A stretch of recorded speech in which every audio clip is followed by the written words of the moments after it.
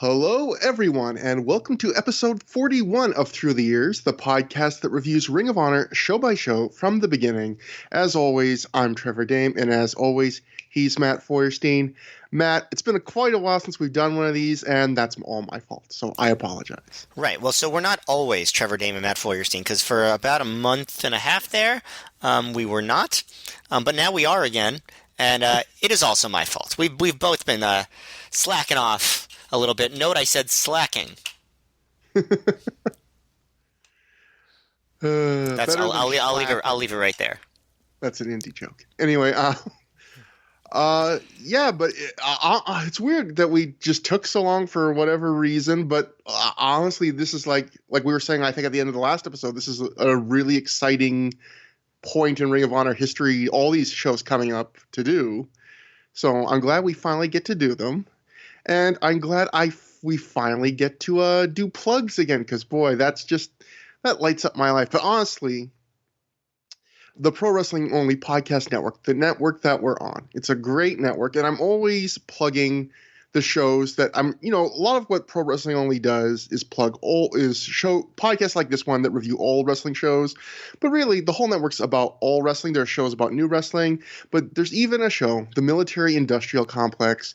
They do interviews. They actually are big enough to get people that are in the industry to talk to them rather than us, where we just watch the shows and talk about them. They had Candy Lee on, I believe, a women's wrestler, on the latest episode, which I have in my queue to listen to. So, yeah, it's a really good interview show. And yeah, we got everything. This is like the Swiss Army knife of wrestling podcast networks, because there are clearly no other ones. Well, no ones that matter, at least. Well, just to be clear, so it's the Military Industrial Suplex. Oh, yeah, I said it wrong. Which is a joke that I first heard on Comedy Bang Bang, I think it was, or it might not have. It was actually might have been another, because it was James Adomian doing Jesse Ventura. And it might have been on Comedy Bang Bang, or it might have just been a separate video where he was like, I'm going to give the military-industrial complex I'm going to give the military-industrial complex the military-industrial suplex, is what he said. I'm not going to even try to do the voice, because that clearly screwed me up. So I don't know if the show got it from that, or if they just great minds think alike, but it is a good pun. Yeah, people don't and a good show. People don't know this, but we were originally going to call ThROH The Years "What's Up, Hot Dog," but we changed it at the last minute, so it would have been the second show to be named after a Comedy Bang Bang catchphrase.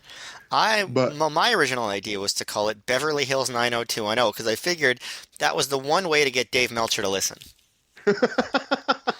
That's a throwback joke for our older audience. We've had like 3 or 4 inside jokes within the first like two and a half minutes of the show, but so there's very little news that happened between the last show we did and this one. This time we're covering World Title Classic. There is one piece of news I found that happened between the shows that I thought was interesting, so I guess we'll just get to that now.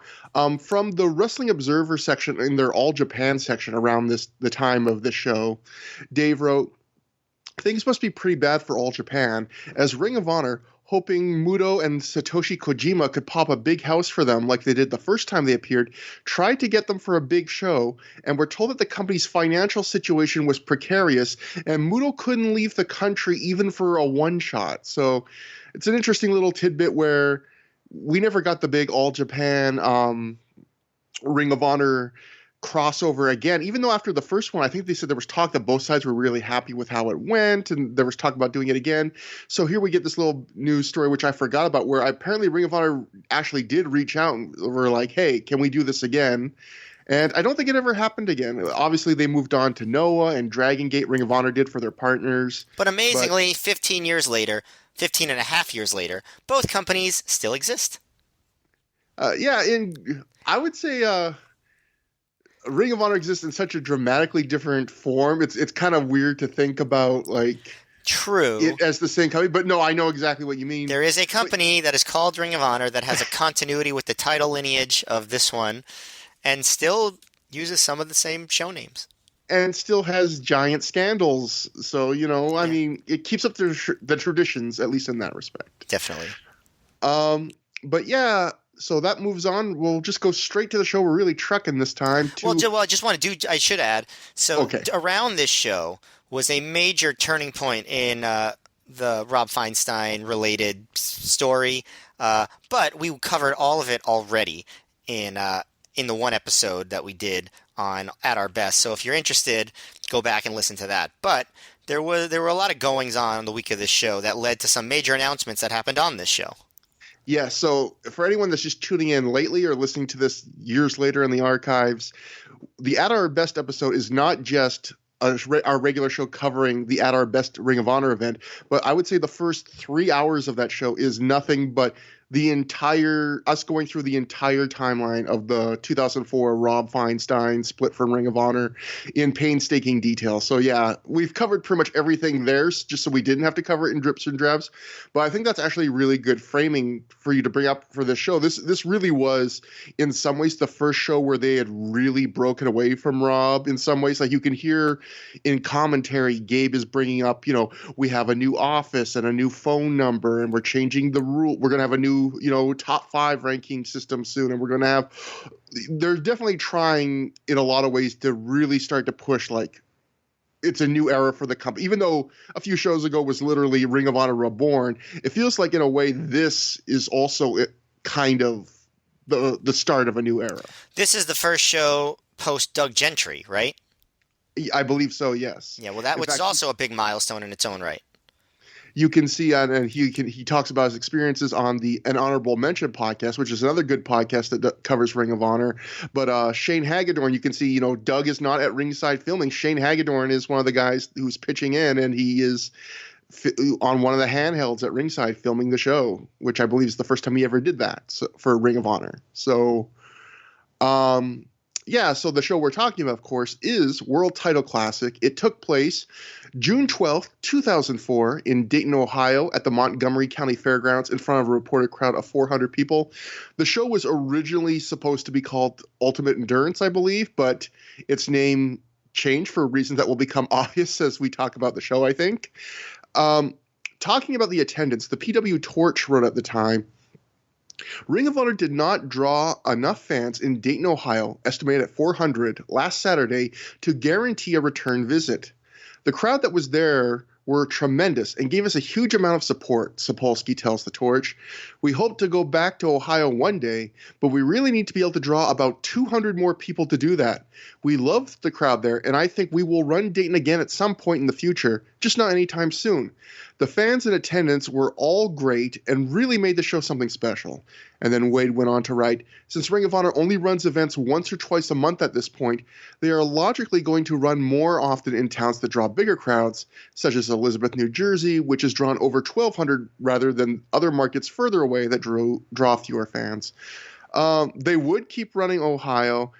I feel kind of bad that this was the show where like the word came of like Ohio needs to like stop slacking on coming to the show, because the crowd that did show up, I thought this was probably the best Ohio crowd. And in some ways, in some of the big matches, they were part of what made the matches good, I would say.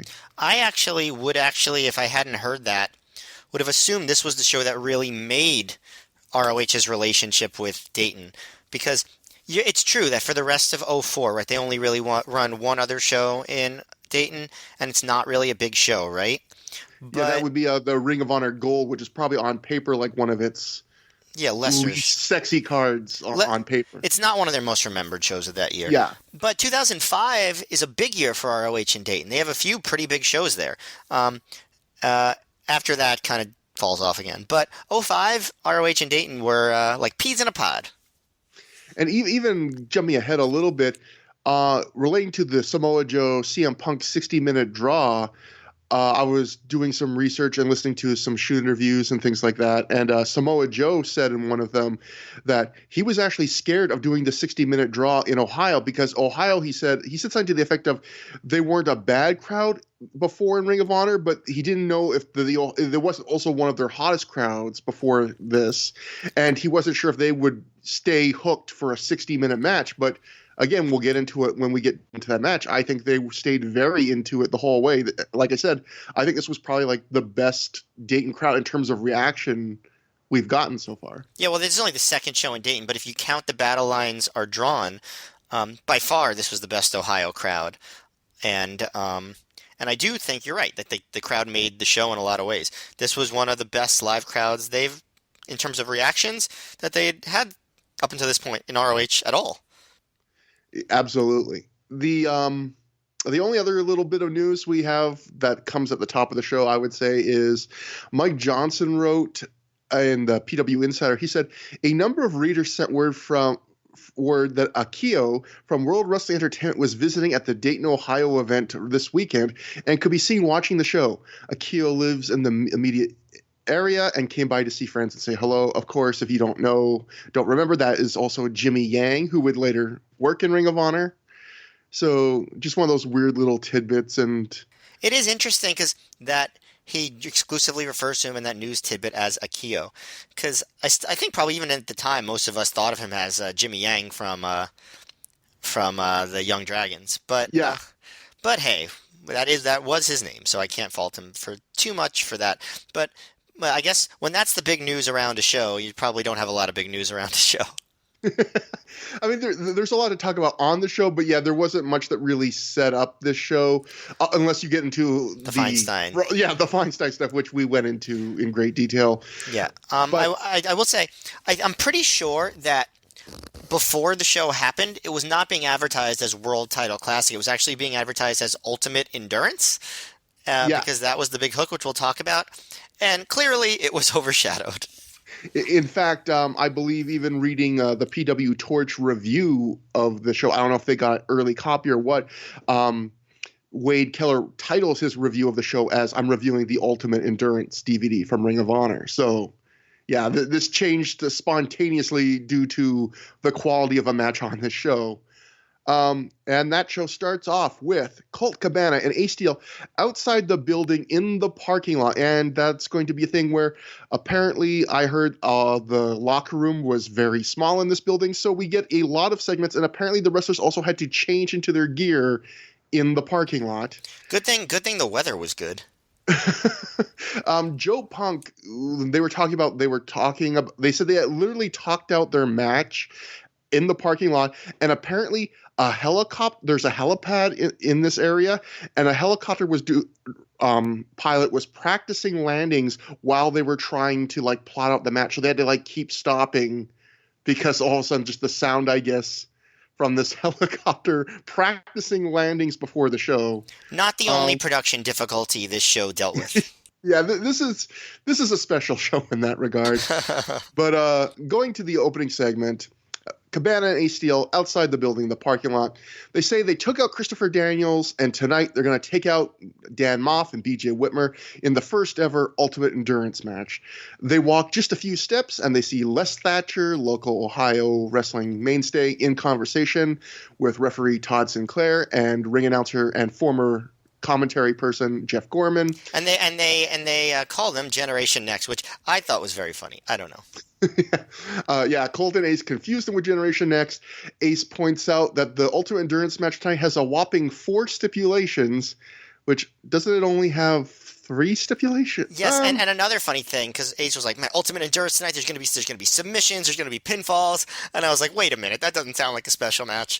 He didn't do a good job of explaining what was special about that match.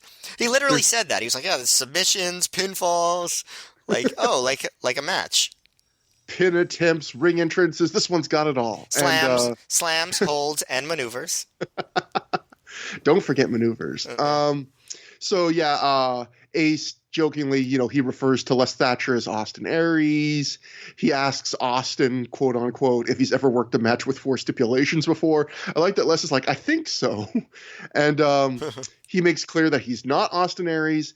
During this segment, we hear an extremely loud police or ambulance siren blaring. I just want to note, I wrote in my notes at this point, there are no take twos in Ring of Honor, which again becomes very clear multiple times during the show. Well, let me give you a little peek behind the curtain. Before we started recording, Trevor said that there was sirens happening outside of his own house, which leads me to believe that the show has traveled through time and into Trevor's own neighborhood, and he's inside the DVD.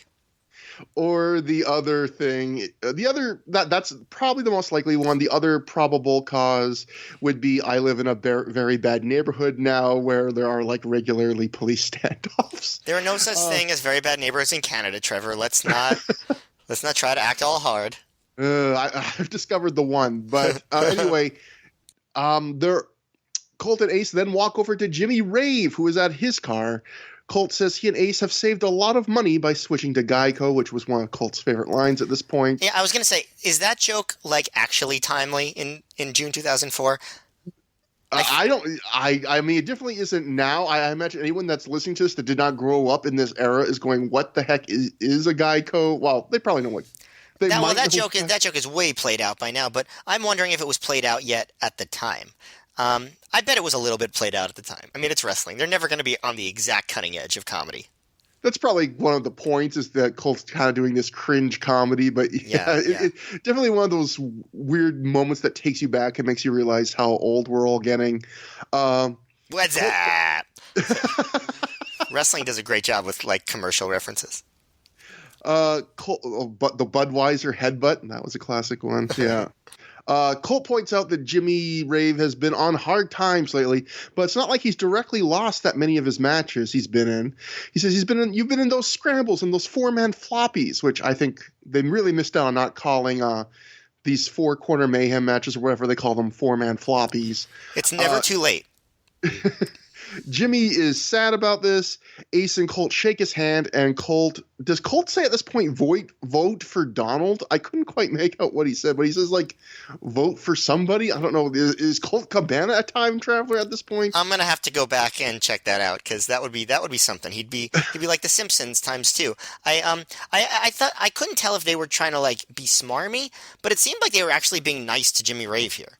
Because they were like, yeah, I mean, you've been losing, but, you know, you haven't been taking the pinfall, and they're giving you a bad break. And it didn't seem like they, like, were undercutting it at all. It just seems like they were being, like, sympathetic. So, I don't know. I mean, they were heels, so I assume they were actually being jerks, but they sounded like they were being nice. It's weird because this segment really didn't have much of a point to it. It was more just, we've talked about this before, but in Ring of Honor, and maybe to their credit, I think in some ways, although sometimes you get segments like this that are kind of meaningless, whenever in early Ring of Honor they found a guy that was good at talking, like Christopher Daniels or Steve Corino or Colt Cabana, they would get a segment to talk pretty much every single show, whether they had something to say or regard. Like, even if they didn't have a great reason to talk, it was just like, you're good at talking, we're going to make sure you have a segment where you walk around and talk at least once pretty much every single release if we have time for promos at all. Yeah, I mean, this wasn't like a great segment or anything, yeah, but I don't think I minded it being on the DVD. I mean, it's good to have, like, wrestling is sort of like variety, and it's, you know, it's good to have your entertaining people get a chance to be entertaining in the ways they can be entertaining. So, you know, it was fine. It would have been fine if they hadn't had it, and it was fine that they did. And it is nice where, like, wrestling, that reminds you that the wrestling company is the larger world where not every wrestler is locked into just their feud. Like, they can walk around and acknowledge other wrestlers. Like, you know, they're not involved with Jimmy Rave, and they're not going to be involved with Jimmy Rave anytime soon. But it's just a way of acknowledging people and reminding you, oh, yeah, there's lots of stuff going on right now. Agreed. And that brings us to the opening match, which was the in-ring debut of the new and improved Carnage Crew, which is their moniker, not just me giving you a review myself, of Danny Daniels and Masada, and they defeat the Ring Crew Express of Dunn and Marcos in 6 minutes, 29 seconds, when Masada pinned Marcos after he and Daniels hit him with, I think I would call it, a double team inverted brainbuster onto their knees, I guess is the best way I just wrote it as like double drop on the knees. Yeah. I don't know. Matt, what did you think about this? It's like, it wasn't bad, but like, it's sort of like, it wasn't good either. And it sort of had like a stink on it just because the gimmick is not good. You know what I mean? Like, it's just. It has a stink like a turd in a locker room bag. Yeah, that's the kind of stink I'm talking about. No, but like, just like, it's a crappy gimmick. Like, clearly it's a crappy gimmick. Has there ever been like the new blank that like worked? Has that ever, I mean, like, the Hardys weren't they the new Freedbirds for like a week? And there wasn't there the new Midnight, it was like the new versus, well, that one was kind of weird. It was like the Midnight Express, the new versus the old Midnight Express doesn't count. Yeah, but yeah, anytime you're like the new, you're always going to be looked at as lacking, and you're also usually often positioned in a feud where you're going to lose to the original. So like you kind of know, like I have to imagine when Danny Daniels and Masada got this gimmick, they probably didn't think like we're going to beat the old Carnage crew. They're going to like cease to exist, and this is just going to be our thing for a few years. Like you have to know there's a shelf life when you get a gimmick called the new and improved Carnage crew. I actually just thought now of a one that did work, which is LAX. Um, but that's rare. It doesn't usually work that way. And also, I mean, didn't much respect to Danny Daniels and Masada. They're good wrestlers, but they did not fit this gimmick nearly as well as Logan DeVito did. Logan DeVito were great at it, and also they weren't going anywhere. So it's like, I mean, it just was not a good gimmick. Nobody remembers it fondly. It wasn't good. This match was, it was a squash. It wasn't even that much of a squash match. It was short back and forth match. The Ring Crew expressed they got some offense in, some good offense actually, and the Masada almost threw Marcos into the ref when he was trying to give him a buckle bomb, which I thought was fun, but the ref jetted out of the way. I guess the finish was good. There were tombstones, there were doomsday device type things, and yeah, it was not really a bad match. It just felt crappy because of the crappy gimmick, I guess. Also, Chris Lovey made a major announcement during this match. Yes, the biggest news, forget the match, is Chris I already Lovey have. changed his name. He says midway through the match, he just out of nowhere gave, as he always announced up to this point as Chris Lovey. He never acknowledged that he is Gabe Sapolsky, Booker of Ring of Honor. And he says, I have a confession to make. He goes, my name is not Chris Lovey. From now on, we can call me by my real name, Jimmy Bauer. And I don't know what this is about. He was Jimmy Bauer up until the time he stopped doing any commentary for Ring of Honor. Yeah, I have no idea why he changed his name. Like he doesn't pretend to be a different person even. He just says, I've been living a lie. My real name is Jimmy Bauer. I mean, I'm sure it's as simple as he thinks it's funny. Like, I don't think there's anything more to it than that. He's like, it's a new era. I'm gonna change my name, but it's also gonna be a new fake name. And just, yeah, I mean, maybe Chris Lovey had some inside joke related stuff relating to the other two guys. And, like, so he didn't, I don't know what it was. But clearly he just thought it'd be funny to act like he was going to say his real name and then make up a new fake name. Whatever. I don't care. He can be with whoever he wants.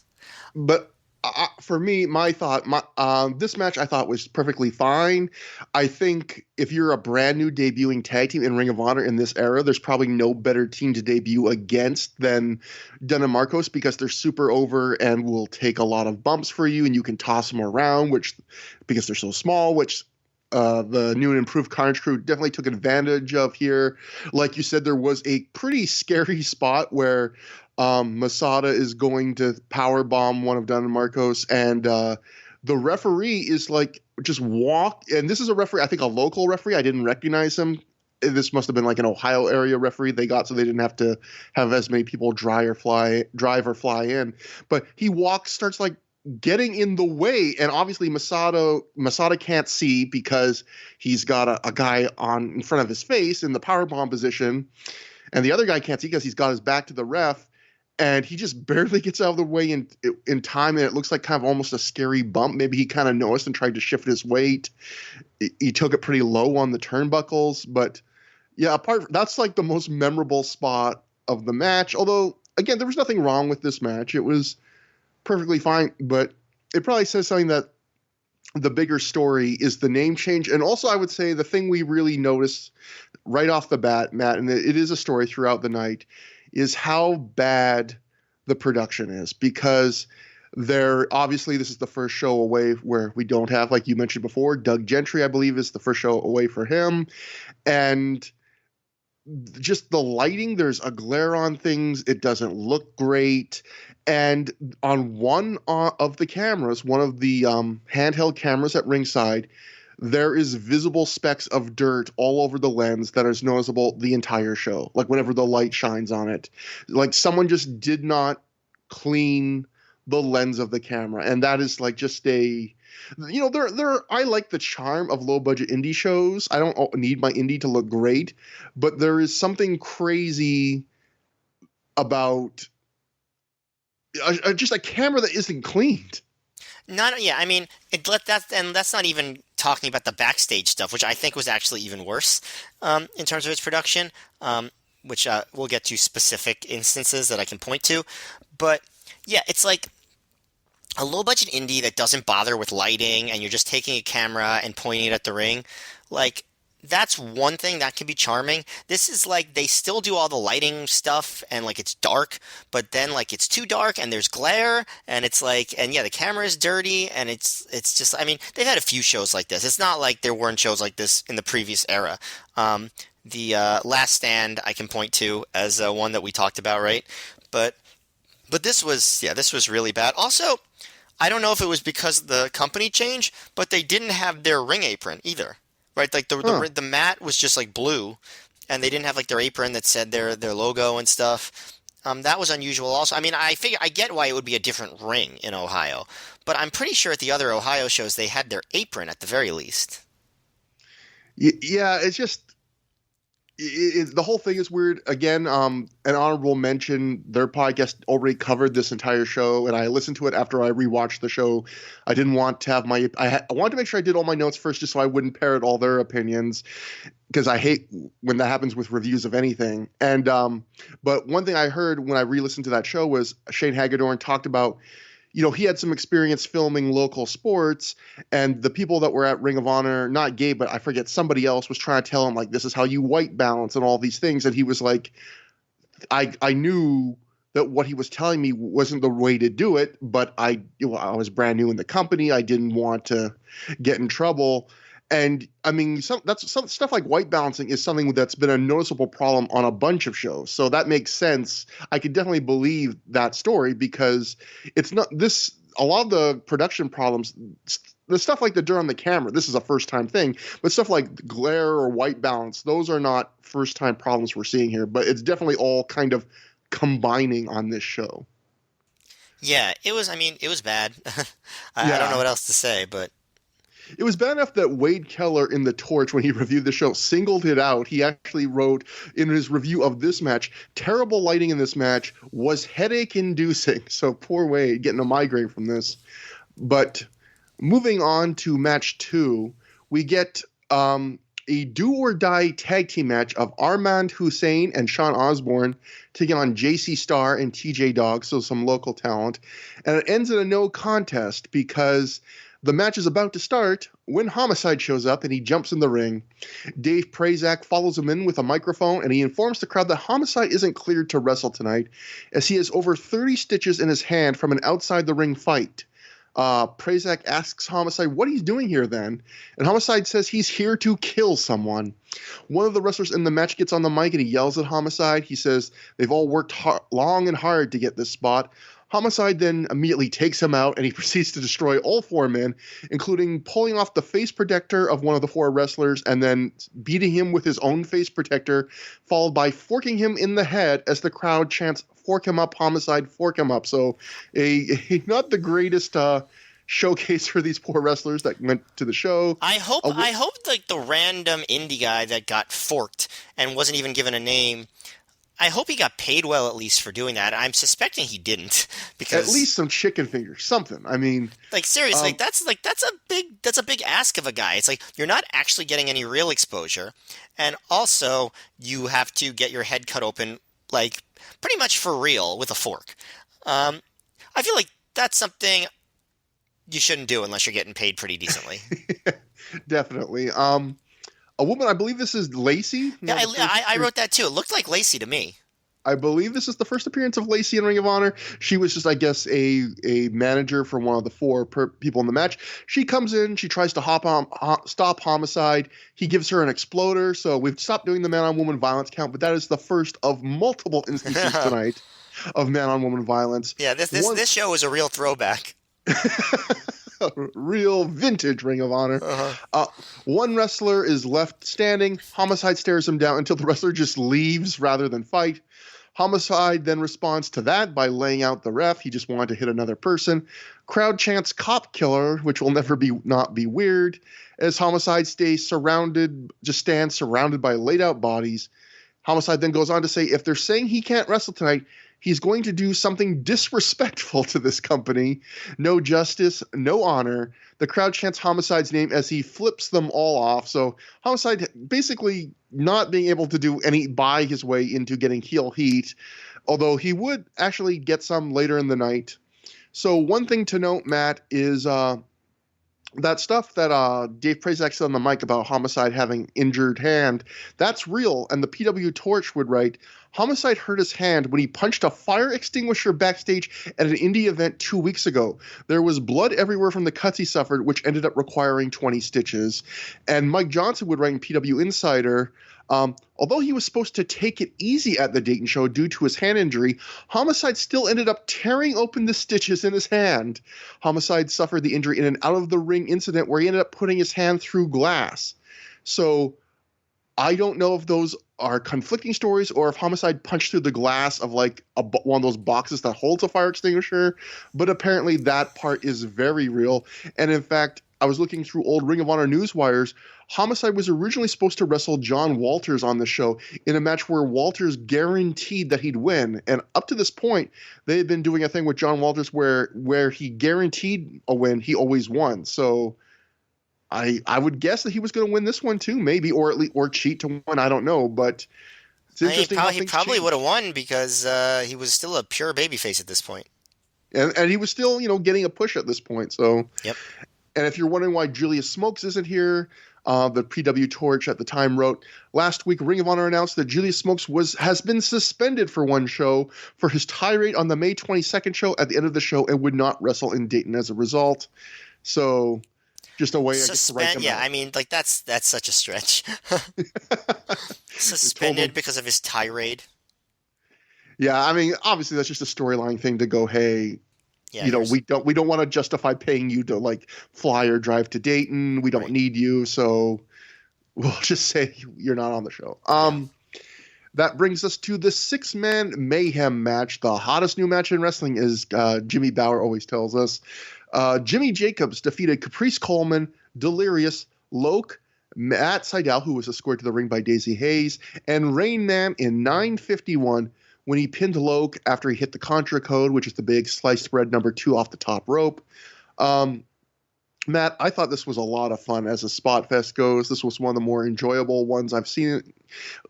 But something I've discovered, I think, watching these last 2 shows is these spot fests are more fun when it's not the same guys month after month. And so that we're getting a little bit of variety here, I think is really fun. Just a really good match in the sense that I thought it was really novel. Not novel, but there was a lot of great flyers in Ring of Honor, even in this early thing, but I don't think there were many flyers that were like as mechanically smooth as Matt Sydal. Like Matt Sydal, even at this point in his career, was one of the smoothest flyers of his generation. There's lots of guys before him in Ring of Honor, guys like Amazing Red, all the SAT guys or all the Special K guys where they could do incredible stuff, but it was never quite smooth. And in a way that was part of the thrill of it, where you always felt like these guys were on the like border of killing themselves. Like they just barely pulled off these incredible moves. But with Matt Sydal, everything is so fluid and it feels like the rotate. He's one of those guys where he does a move and he jumps in the air. It feels like time slows and his rotations are always so fluid and they end, like I keep going back to that word just because they always end right when they're supposed to. You never feel like he's a second too soon or a second too late. There's a move here, I think, where he does a springboard moonsault off the second rope and he rotates his body right at the end just to turn it into a senton landing, and it's one of the most graceful things. And this match is just, stuff like that is just so fun to see, and obviously a 6-man's a great way to show that kind of thing off. And the only other guy I want to mention before throwing it to you is I thought the other guy that stood out in this match along with Sydal was Caprice Coleman. And this is one of those matches where I watch him, I go, why didn't this guy get a higher prominence role somewhere in wrestling? Because in this match, he isn't that far behind Seidel. He just has this great athleticism. He has a great physique. He has pretty good size for the indies. He's doing like innovative moves like a dominator into a pile driver. He's just another guy. He has just amazing vertical leap. And I don't know why more didn't become of him. I don't know. I just don't know why he didn't get a bigger shot somewhere. Yeah, it's interesting. I mean, who knows? I mean, he disappeared from ROH for like a 5-year period after this. So I don't know if there was other stuff going on in his life, or just he didn't get a fair shake. I'm not sure about that. I didn't like this match quite as much as you did. The flow of it didn't totally work for me. But I agree with you about Seidel. I definitely think he stood out. It was kind of his first real chance to shine in ROH, right? Like he had been in a couple matches before, but like this was his first chance where he personally got a showcase. Yeah. And he made the most of it, like that twisting senton that you were talking about. He got to do his shooting star press to break up a pinfall attempt. Him and Rain Man did a cool spot where they like crisscrossed and then dove onto opposite sides of the ring. I thought that was pretty cool. It's. I think the one difference that I noticed from between this and other scrambles or like 6-man mayhems is at the beginning there was a moment where Jacobs and Delirious like were trying to out-weird each other, like Jacobs with his husses and Delirious with his wacky sounds and stuff. And that's always fun because those were new characters at the time, especially Delirious. And also they were like doing submission attempts early, and obviously they kept getting broken up. I thought Loke handled himself pretty well. I liked that that Jacobs got a chance to win because I didn't expect that. Even many years later, I didn't think that he was going to get a win. But all in all, it was pretty good. But I don't know. These matches a lot of times are just about the pacing and the way it flows, and for whatever reason, it didn't totally flow as much as I would have liked. But all the performances were good. Especially the guys you mentioned. And I also thought Rain Man was better than I remembered, too. See, I thought Rain Man, like, he didn't do anything wrong, but I thought he kind of got lost in the shuffle for this match because, I mean, Delirious and Jimmy Jacobs, like you said, they had comedy to start, and they have the most kind of colorful, recognizable, easy to get over to a new crowd characters. And then Seidel and Coleman were doing really cool flying moves. And Loke has, he doesn't have to do, although he looked to be in the best shape of his career, I would say, in these recent shows. Absolutely. I don't think he was ever in better shape than he was in this time period. And he did well enough in this match, but even he can be overshadowed because he's already a regular. I felt like Rain Man was the one guy where he didn't really have kind of a thing to hold his hat on. Like he didn't have the big crowd, eye-catching flying. He didn't have the big character. He wasn't already established like Loke, and it was just he kind of felt like the odd man out to me. He got a couple of cool big spots that I found memorable, but it's a fair point. Point taken. Just looking over my notes, I believe this is the beginning of Gabe doing his running thing on commentary where he says that the rumor is that Delirious wears his mask because he has a lizard face, which is something he would repeat a lot over the years. Through the years?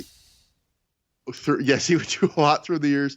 Mark Nolte does his usual, I can't comment, the FCC might be listening, which... Although he does at least acknowledge, he said, I don't know how much the FCC regulates DVDs, so at least he acknowledges that this is not a television program. I just can't imagine, what's so controversial about talking about a lizard face? What's the FCC going to get on him for? Clearly just trying hard to get his catchphrases in. Gabe also did his usual thing where every time now Jimmy Jacobs wrestles, he tees up Mark Nolte to shit on him. He does his whole thing where he goes, what would Bruiser Brody be acting like Jimmy Jacobs?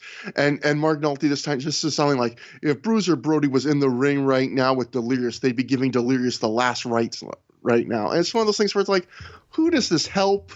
It's just, I don't know. It's not a huge thing, but yeah, Gabe obviously just liked winding Nolte up. Yeah, and Nolte did not appreciate the Brody shtick at all.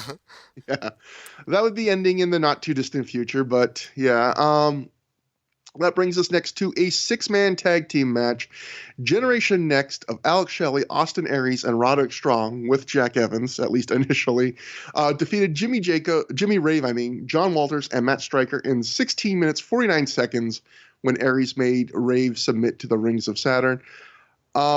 This was originally supposed to be Shelley versus Striker in the second match of what would turn out to be an aborted best 2 out of 3 match. I don't know if this counts as one of those matches or not, but Shelley starts off this segment. He comes out with the rest of Generation Next, and he gets on the mic. He introduces the stable one by one, just like he did on the last show, because that show hasn't come out on DVD at this point, so the crowd needs to know in this different city who they are. He tells Matt Striker that he can leave or he can get beat down. Jack Evans is great during all of this. He just hams it up and laughs in the background like an annoying jerk he laughs at all at Shelley's jokes, and like his line at where Shelley says, "Just like Ray Charles, Matt Striker couldn't see it coming." So those are the kind of jokes Shelley's throwing out. Striker rejects Shelley's offer to leave, and he flips him the bird. Gen Next beats him down. Shelley wraps a chain around his fist, and he punches Striker, who blades. Walters and Jimmy Rave then run in from the back to make the save, and Generation Next bails to the outside, except for Jack Evans, who gets caught in the ring and beat down 2-on-1. And then Walters then power bombs Evans from the ring to the floor, but power bomb feels almost generous, Matt, because he basically just drops him straight to the hardwood floor that has no covering on it, like just a sack of potatoes. Evans lands with a sickening thud. I have no idea. Do you think this was planned or not? Because it's weird. It feels planned in the sense that they used it as an excuse for Evans being hurt in the Ultimate Endurance match he'd wrestle in later and getting taken out early. But it's just such a nasty, dangerous-looking bump. I rewound this to watch it again, and Aries starts walking away as Evans is, going to take this bump. But then as Evans is falling, Aries runs back towards Evans, but nowhere close enough to catch him. I have no idea if this was real or not. I'm just going to assume it was planned because it's pro wrestling. And it's Jack Evans. Yeah. So yeah, I guess I don't know for sure, but at no point did it occur to me that this was not a planned spot. It did occur to me that it was a insane spot and probably a not smart spot, but did not occur to me that it was a surprise to anybody involved. Yeah, it's just so ugly. It's just such a brutal spot where it's one of those things where I can't believe someone would willingly take it. But again, it's Jack Evans. Because he basically takes a power bomb from the ring. The guy just throws him over the ropes to the floor. And it's, again, like a hardwood basketball floor or whatever, and not covered by anything. And he just takes it in a really ugly way. But moving on, Striker gets helped to the back by refs. And his blade job's a pretty good one. It's a pretty good gusher. Oh, I think it's a great one. I was like, whoa, that's a Crimson Mask. I literally the next line I wrote in my notes is, it's a proverbial Crimson Mask. Walters goes to the ring he gets on the mic and he says that he and Rave came to Dayton to kick ass. Walters recaps the events of the Gen Next show. And he says, guess what? We're still here after all that. And I swear to God, there was a pause when he said that. And there was silence, and maybe one or two people clapped, which I felt was that's one of those points where it's better to have no one clap than one or two people. I felt like the crowd chants for a fight. Shelley, who's angry at Evans being laid out, says if they want to fight, they can have it. But it's 3-on-2. It's a handicap. It's going to be a handicap match because they just took out their friend. The impromptu match starts immediately, and upon seeing this, Striker, who at this point was being carried to the back by the refs, he's not even through the curtain. He sees that the match is starting. He runs back and joins the match and starts throwing punches and doing offense. And he does not even for a second sell being out of this match, which I thought was really weird. I thought there was a lot of weird things about this match. In fact, I'm going to let you be the first to talk about Joe versus Punk, because I just want to go through how weird this match was to me. So, first thing is, this is one of those matches I found it's so this is one of those matches that would be completely different in today's modern indies compared to 15 years ago. You got these hot new group that just formed, Generation Next, and they could do really cool stuff. And if you told me, if on PWG or AAW or something today, a a match like this happened where they had just formed a stable the show before and they're getting 16 minutes, I'd say, oh, they're going to do like a million spots and a million near falls. This is a very grounded match that's basically mostly built around two long periods where one team has one of their guys getting beat down for a long time. And I don't use face in peril because one of the beatdowns, the first one, is Roderick Strong gets isolated for a long time, which again is kind of weird because he's on the heel team and that's how the match starts. And then eventually he makes a tag and then they have one of the faces gets isolated and you would think, oh, well, it's going to be Matt Striker because he's the one that got hit with a chain, is covered with blood. But no, it's Jimmy Rave gets beat down the whole match. And again, I feel like this is a match where it's a formula match, except they do everything against the formula. Like the babyface the heel gets isolated before the babyface, and the babyface that gets isolated isn't the one that's hurt. And they tease that's going to be a handicap match where they're going to have to overcome the odds. Except not only do they not overcome the odds, the guy that gets hurt comes in and joins the match right when the match starts. Like you would think that when you see Stryker get laid out and bloodied and taken to the back, you would think the story of this match is, okay, Walters and Rave are going to try and fight 2-on-3. They're going to eventually lose out to the numbers game.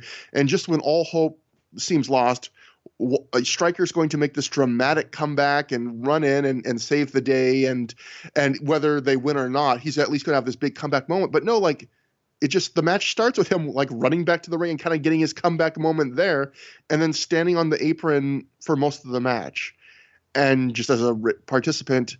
And even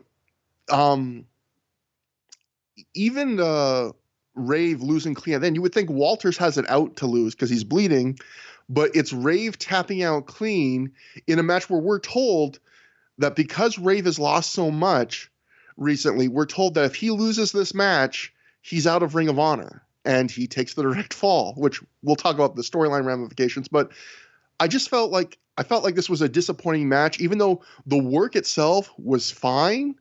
But I would just call this kind of like an average at best match because it's like a match that sacrifices a lot of the thrills and the spots and the exciting spots for telling a story, except then it kind of tells the story in a really weird way. But that's just what I feel. What do you think about it? This is going to be one of our classic disagreements. I love this match.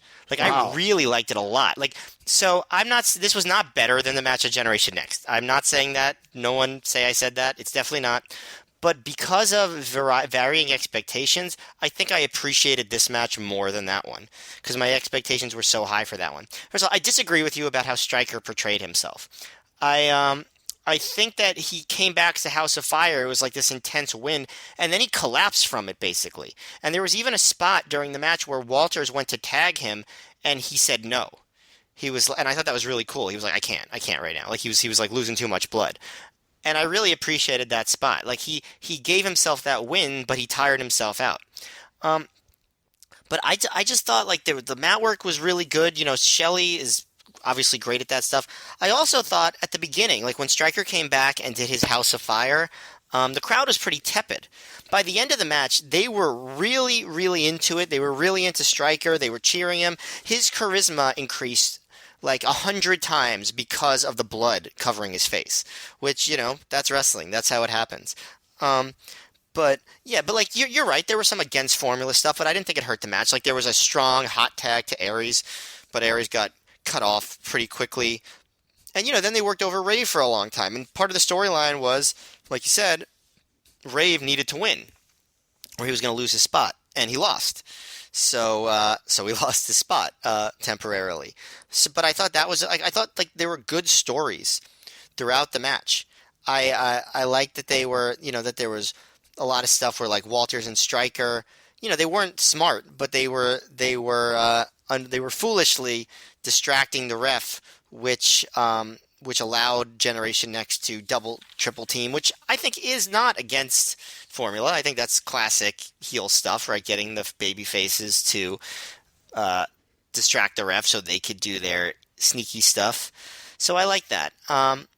I liked that Aries got to like do a 450, but it wasn't the finish because it was the finish, but he broke up the crossface and got the 450 and then and got the Rings of Saturn on Rave. I also thought they did like the final segment was good. Like it was, I don't know. I thought it was just like a good series of big moves. I liked the whole Striker running up the ropes to throw off Aries. Like I said, I thought he felt a lot more charismatic than usual in this match. I liked that Striker did rolling Germans on both of Shelley and Strong. I don't know. I thought that he was really good in this. I also enjoyed some making fun of some weird commentary decisions, like Mark Nolte calling John Walters John Walter multiple times. Oh yeah, I noted that. Yeah, he forgot the S. Like, and I thought, well, sometimes you might just slip of the tongue, but he did it a bunch of times. My favorite, though, and this actually came up again later, was when he says that Generation Next has the advantage because they have a lot more experience teaming together. And now we've been watching all these shows. I'm right that this is the second time they've teamed together, right? Yeah, I mean, Or the second show at least. This is the last show was called Generation Next because that's when the group formed. Like, Right, and I'm pretty sure I got to check my notes when we get to the match, but I'm pretty sure something similar is said by one of the commentators in I think what they say is during the Ultimate Endurance they're like, these are four of the best tag teams in the world. And it's like Austin Aries and Jack Evans have never tag teamed together before. yeah, so, like I would be shocked. Like, I guess there's a slim chance they could have teamed together in some other indie, but I would be shocked. It wasn't on a regular basis, no. Yeah, I would be shocked that if Jack Evans and Austin Aries had ever teamed together before this show. And yeah, exactly what you said. But like I don't know. I thought the stories they told were good. I thought that they really won the crowd over. I thought that Stryker did a good job. I do think he sold. I think he sold the beatdown. I just think he sold it in a different way maybe than someone might typically. But I've never seen that spot before where somebody was like, maybe I'm sure I've seen it, but I don't. It's rare enough that I don't remember it. Where a guy was tried to get tagged in, and he was like, just like, no, don't tag me in. I can't. Like, I thought that was really cool. I didn't hate the match. I think maybe. See, here's the thing. I think one of the things about this is you were going in expecting, not with no expectations. A mid card match, yeah, involving Matt Stryker and babyface Jimmy Rave, yeah. I was watching this match, and once like the beatdown started, I was just thinking, oh, I kind of know exactly how this formula match is going to go, and I was kind of just, I guess, puzzled by the choices they take in some respects. But again, like, maybe that's me being guilty of reviewing the match I was expecting to see rather than the match I actually saw, which I think when you review things, you should review what you see, not what you're hoping for. Did you notice the reffing? Like, Todd Sinclair, I didn't think had a great night on this, where he was getting distracted by the heels, which is you're supposed to do that in a tag match, but he was so late then in like turning around to see the heels pinfalls, which puts the heels kind of in a sympathetic position. And they went to that well so often that the crowd started chanting like something like "kill the ref" at one point. Yes, they did. They definitely did chant "kill the ref." And even Nolte and Gabe kind of started to point out like the ref wasn't doing a good job, which you never want to be the story of the match in that respect. No, you're right that he wasn't at his best, but I didn't think it took that much away from the match. Yeah, and again, these are I didn't hate the match, but I think it's not a case of one person hating it and one person loving it. I think it's more just, like, I thought it was a little disappointing and kind of middle of the road, and you were pleasantly surprised. Yeah. The other thing I noticed, well, first off, I want to single out one spot I really did like is Generation Next broke out like a straight up Michinoku Pro, like Kaientai dojo heel move, like pose where they hold a guy, an opponent, and make him bend over, and then had Alex Shelley like stood on his back and did like a pose on him, which is like a classic Kaientai thing. And then he came down and like double stomped his head on the way down, which was really cool. I really like that, actually. And did you notice also, I was watching this match, I was going, boy, Alex Shelley's hair is like really high tonight. And the crowd must have noticed this too, because he got a brief Cosmo Kramer chant from a few people in the crowd. So I did not notice that, but that's a good one. Yeah. He was good. This was when he was Baby Bear, I think. I think so, yeah. So going to the result of the match, Jimmy Rave did lose, and as per the stipulation, he was supposed to be, he's lost too much, he's out of Ring of Honor. And obviously, he would be back very soon, as the crown jewel of the embassy. He'd get relaunched as a heel. So one of the big things I did some research on surrounding the show was people at the time completely bought hook, line, sinker that this was a legit thing. Jimmy Rave went on his live journal back when live journals were a thing, kids. Live journal was like WordPress. Wrestlers had blogs before podcasts. And this is what Jimmy Rave wrote on his live journal at the time. Anyway, after losing the 6-man I was informed that I'd be done with Ring of Honor. Naturally, I asked why and was told that because of my performances in the last year and the backlash from the fans, they thought it would be for the better. I guess I'm kind of upset about it because I feel that I've produced every time I was out there, but I guess that's just my feelings. It's kind of funny that some people that I've never met can go on the internet and cost me my job, thus taking money from myself and my family. Thanks. It would be nice if those same people who bash me would email me their employers' email addresses and phone numbers so I can try and get them fired. I guess the best thing for me to do is to make it very clear that Ring of Honor has screwed up, and I'm going to bust my ass everywhere else to prove that.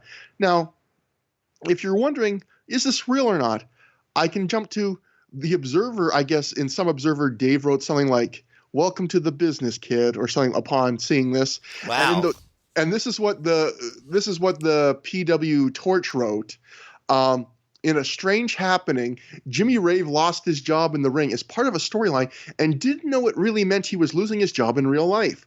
Rave lost the fall in the 6-man do-or-die tag match in Dayton, Ohio, assuming it was part of an angle, and was said to be blindsided after the show when Sapolsky told him that they really were going to let him go and not book him for future shows.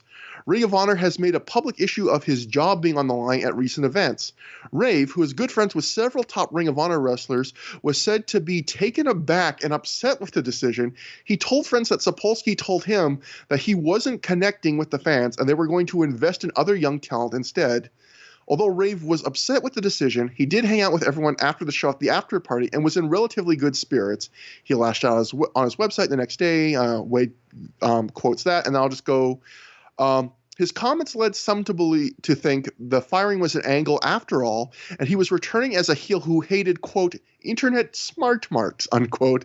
But if it's an angle, his friends say he's not in on it, as he was taking his departure from Ring of Honor hard since he apparently loved being part of the crew. So, Matt, I did some more research. I watched part of a shoot interview Jimmy Rave did in the last couple of years with RF Video. I listened to the An Honorable Mention podcast episode they did where they did a full new interview with Jimmy Rave. On both of those, Jimmy Rave said, like, I knew on the day of this show that I was coming back. This was all an angle. I wasn't really mad. The live journal wasn't a real thing. And it's pretty wild that, like, how much out on a limb Wade apparently goes to the Torch saying, like, no, his friends are telling me this is real. But yeah, according to Jimmy Rave in multiple interviews in the present, he's like, no, I knew the whole time. This was not something they turned into an angle. I knew right from the start. I'm coming back. I mean, also, like, common sense tells you this, right? Like, that they're not just going to, like, play with this guy's emotions, right? I mean, it would be insane if Ring of Honor, because for multiple shows, like you just said, yeah, for people that haven't been keeping up with us, they had said on multiple shows they had been doing this. Well, Jimmy Rave hasn't won much, and if he doesn't win soon, he's going to be released. It would be crazy to make that big a deal of it and then not tell the guy he's actually getting fired for real. Like, that would be insane. I would say it's never happened before, but actually doing some research for another project of mine, I believe Chavo Guerrero Jr. actually claimed that, like, he did one of those feast or fired matches in TNA where one person that gets a box where it's like a title shot and then one person gets a box and they get fired. And that's how they actually fired him, and they didn't tell him ahead of time. I mean, but even that, I'm like, it's wrestling. Do I really believe that? Like, I mean, I don't know. Maybe. But it seems crazy to me. I believe he might have gotten some kind of settlement or something. I don't know, but like I remember the report was he was pissed that like they did not tell me ahead of time that I was fired from a feast or fired match. I mean, I can believe it. I can believe anything when it comes from TNA. So, but yeah, it's kind of amazing that people got sucked in on this angle, but they definitely did. After the match, Stryker's yelling at the ref who bails to the outside. Stryker and Walters check on the crowd. He gets on Rave. I mean, they check on Rave. He gets a standing ovation from the crowd because the crowd really did, I guess, think that maybe this was it for him. And one thing I want to mention is, like you said, Stryker did get really over by the end of this match. And I did get one of those kind of sad moments where it's almost like some of the stuff we've seen with Xavier, where it's like, you know that like his push is dead. He's kind of already had his shot. But then you see him getting over here. And granted, it's like his home area, but it's like, just one of those like, oh, like a little too late. Because this was like, in a lot of ways, a good performance from him. And the crowd liked him. And you just know, like, he's on a downward trajectory no matter what at this point. Yeah, I mean, us having seen all of Rave's ROH babyface run now before the Embassy run, he was pretty good, right? Like, I mean, like, he didn't light the world on fire, but he always gave a solid performance. I never remember watching a match of his and being like, oh, Jimmy Rave, like, he really needs to get it together. He didn't have a lot of personality, but his in-ring mechanical performances, I think, were always good. I think that's a good way to describe him. I would say is like, he was always solid. Like, he rarely stood out. And he had a couple of very good performances in some of those like scramble type matches, but yeah, like he never like I don't remember any like, oh yeah, that was a great Jimmy Rave singles match or anything like that. In a way, that's what makes this angle believable when you hear the PW Torch story that they were fed, that, you know, or the one that Jimmy also helped put out there, which is, oh, Gabe told me that he felt I hadn't gone over enough and they were going to move on with somebody else. Like, Rave had never looked bad in Ring of Honor, but he had not had any kind of hallmark, like, buy the DVD for this match kind of performance that would lead you to, like, it was very plausible. You could see Gabe telling Rave at that point, yeah, I'm moving on. And so that made it believable. It wasn't like, oh, Rave was just tearing it up, and then they try to do a storyline where he got fired for not, like, capturing the fans enough. We cut next to Dave Prazak, who is outside in the parking lot interviewing CM Punk, who is sitting in a chair just in the parking lot in front of a truck, just randomly in front of someone's parked truck. The lighting is completely gray and blown out for this one. Yeah, and even out of focus at certain points when they zoom in on him. It's like really bad. And Punk cuts a promo as we hear birds loudly chirp in the background, which for some reason, just the contrast between a like serious CM Punk promo on the verge of like one of the biggest matches of his indie run with birds chirping, like it just made me laugh out loud multiple times, going like, what am I doing here? Why do birds suddenly appear every time CM Punk is near? Well, they long to be close to him, Matt. Oh, yes, right, of course. Punk talks about the wins he's had. He says this is his first world title shot in Ring of Honor, and it's going to be his only world title shot because he's going to win it tonight. Matt, my main takeaway I got from it was a fine promo, but my main takeaways were it's all gray and birds were chirping. Yep, right. The production was very distracting. Next, we cut to Les Thatcher with Samoa Joe somewhere else in the same parking lot. Birds are still chirping. Les tells Joe that Ring of Honor will be crowning a new Pure champion soon. Joe says the Pure title will never be held in the same esteem as the world title, and that's because of Samoa Joe. Joe says he's held the title for 14 months, and that 19 men have tried to take the title from him, but they couldn't get it done. Joe says tonight Punk will be number 20. And then he references New Japan calling him out and wanting to see one of their men take the title from him. Les then tells Joe that they have a great surprise for Joe tonight, and he thinks Joe will be really excited about it. I like Joe's reaction to the Pure title announcement, where he's just like, all right, seriously, again, like it was failed the first time, it'll fail the second time. I thought that was pretty good. But it's kind of funny, like these promos are pretty unassuming considering how big the match is going to end up being. And again, just the visual of it, them having to be done outside in a parking lot. And the other thing is, this wasn't really mentioned here, but gets mentioned later on commentary. Gabe announces that they've changed the name of the Pure Wrestling title to just the Pure title. They've taken the word wrestling out. I don't know why they made that. I don't know what that changes. No, it feels very Vince McMahon, right? Like, just like we have a random, I don't know. Like they have like a kind of like a random like language related thing that clearly bugged somebody, but no one else understands it. Yeah, one of those things where it's so inconsequential. It's just like, why'd you? It's not it's a bad thing. It's just like, why'd you do this? Like it's there's nothing different about this. But moving on, next up was a 4-corner survival match where Hydro, who was escorted to the ring by Angel Dust and Becky Bayless, defeated Chad Collier and Ray Gordy and Superstar Steve when he made Collier submit to some kind of Cobra Clutch looking type variation submission move. We joined this match in progress, and I believe it says due to time constraints is what we're told. Gabe says they're changing the name of the Pure Wrestling title. Oh, that's what I just said. We probably see less than a minute of this match, so there's not really much we can say. It's just, hey, it's the start of the Jay Lethal push. After the match, we follow So they decided that it was not worth making this a double disc set just to show the full match of this. we had to have Colt Cabana talk about switching to Geico so we could have but actually after the match we follow Hydro through the curtain. And Becky is excited. He's saying, you won, and Special K never wins. And then Generation Next is there waiting to congratulate him, which it took me a minute to figure this out because almost the entire shot is in pure inky blackness. There is one lit window way in the back. You cannot see anyone here. You can only hear them. It is staggering to me that they did not shoot this. I know what happened, which is Gabe loves doing we follow the wrestler back right through the curtain, and the promo immediately starts. We try and make it seem more organic like that. But the lighting is so bad that you literally cannot see anybody. Like, anyone's faces. No one. You cannot see a single face. It is literally just like shadowy figures saying things about joining a group. It's like, yeah. It's not even dim. It's like you cannot see who these people are. Shelley says Hydro has finally gotten the pot smoke out of his lungs. Shelley says the offer they made for him to join Generation Next on the last show still stands, but Hydro says he's just focused on winning the Pure title.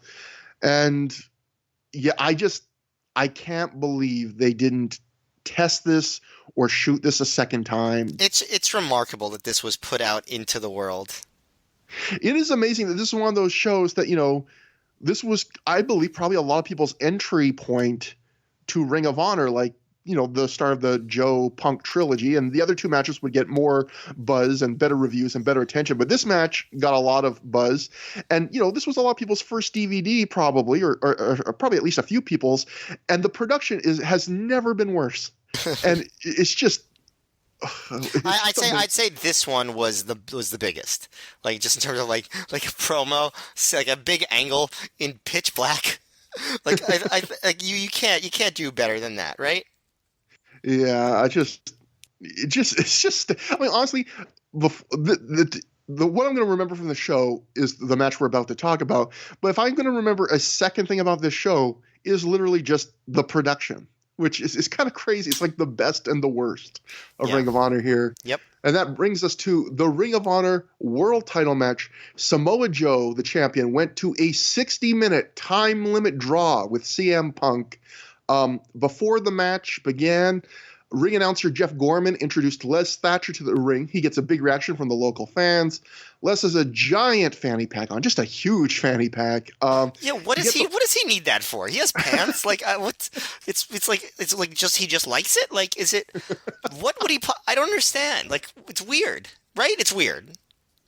How many times in your life do you ever have a need to have a fanny? Like how many times in your life where you're like, I have something that's not big enough to carry on its own, but bigger than I can fit into my wallet or my pocket. Like here's the only time that I will wear a fanny pack, and that is when I'm like riding my bike and I want to have like my wallet or whatever on me, but I want to wear shorts with loose pockets or like that I don't want them weighed down by, like very specific situations, not just like when I'm walking around. Exactly. I mean, that's the perfect reason why a lot of wrestlers use fanny packs, I imagine, is you're walking around wearing your tights all afternoon, but you still want to be able to carry your stuff around with you.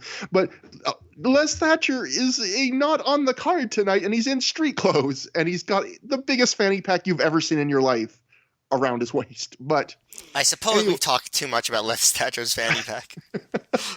But this is what people listen to the podcast for.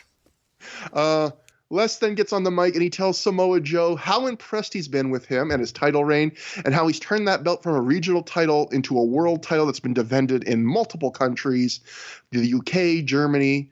Les says to Ring of Honor, this justified doing something special for Joe, and Les reveals, after struggling a little bit with the bag, which he acknowledges and gets the crowd to laugh, the brand new Ring of Honor title. Doesn't look as good as the current Ring of Honor title. And I believe another thing I learned listening to an honorable mention is this title was made by some company that was trying to impress Ring of Honor to get all their future belts made with them. And it doesn't look as good. I mean, it's not a terrible title. It just doesn't look as good as the existing Ring of Honor title. Also, wasn't it really only used for this angle and then like never again? I think pretty much, yeah. So Matt, pretty big match in Ring of Honor history. Some people I know think this match is overrated. Some people think this entire trilogy is overrated. Some people love this match. I think a lot of people, because 60-minute matches for so many are so daunting to watch, don't rewatch matches like these matches because they're just like, I don't have the 60 minutes to watch one match. We rewatched it. What'd you think looking back, and what'd you think? Did it change at all from what you thought at the time? Not really. First of all, this like you say, daunting. It's like me making excuses to not watch The Irishman. This is the equivalent of a 3-hour and 30-minute movie in wrestling terms.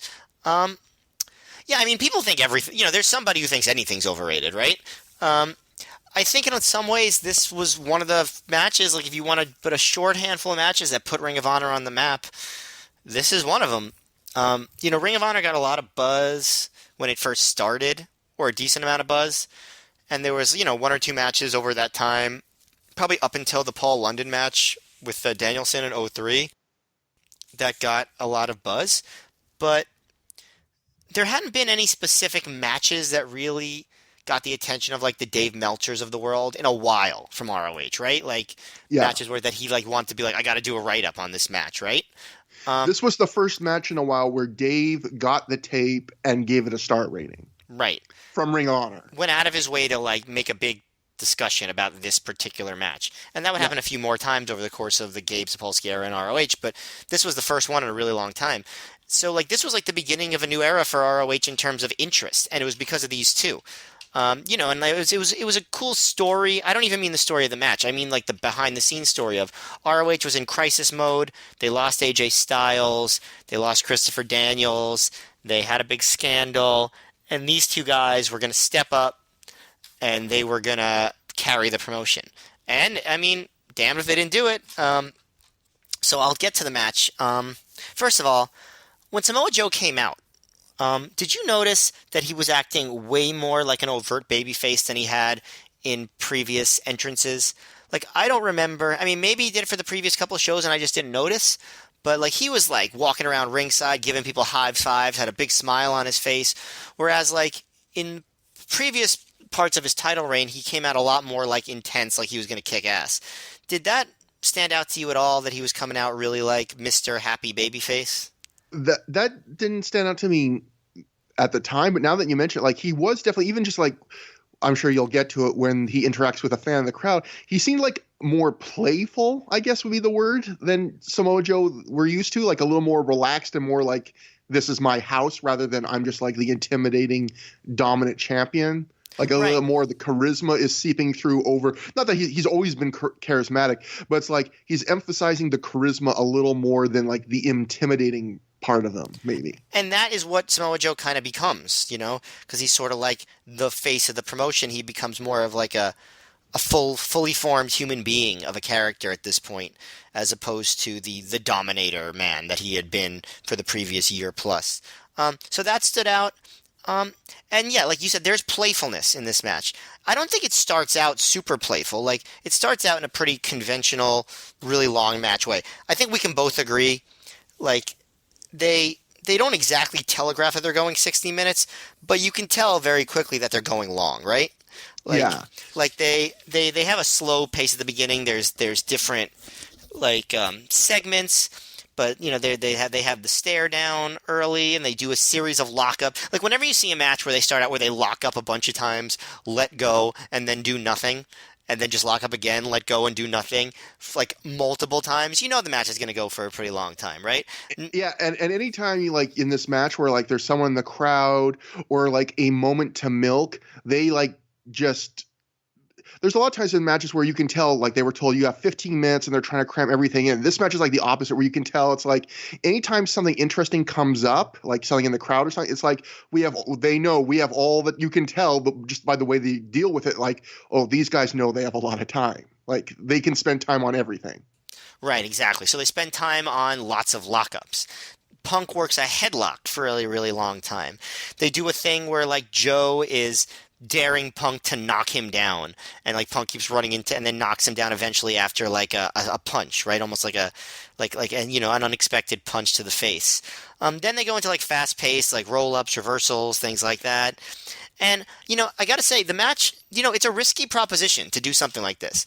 But even at this early point where they're doing a lot of like shticky stuff to drag out time, the crowd loves it, right? The crowd is like enamored with the two characters, Samoa Joe and CM Punk.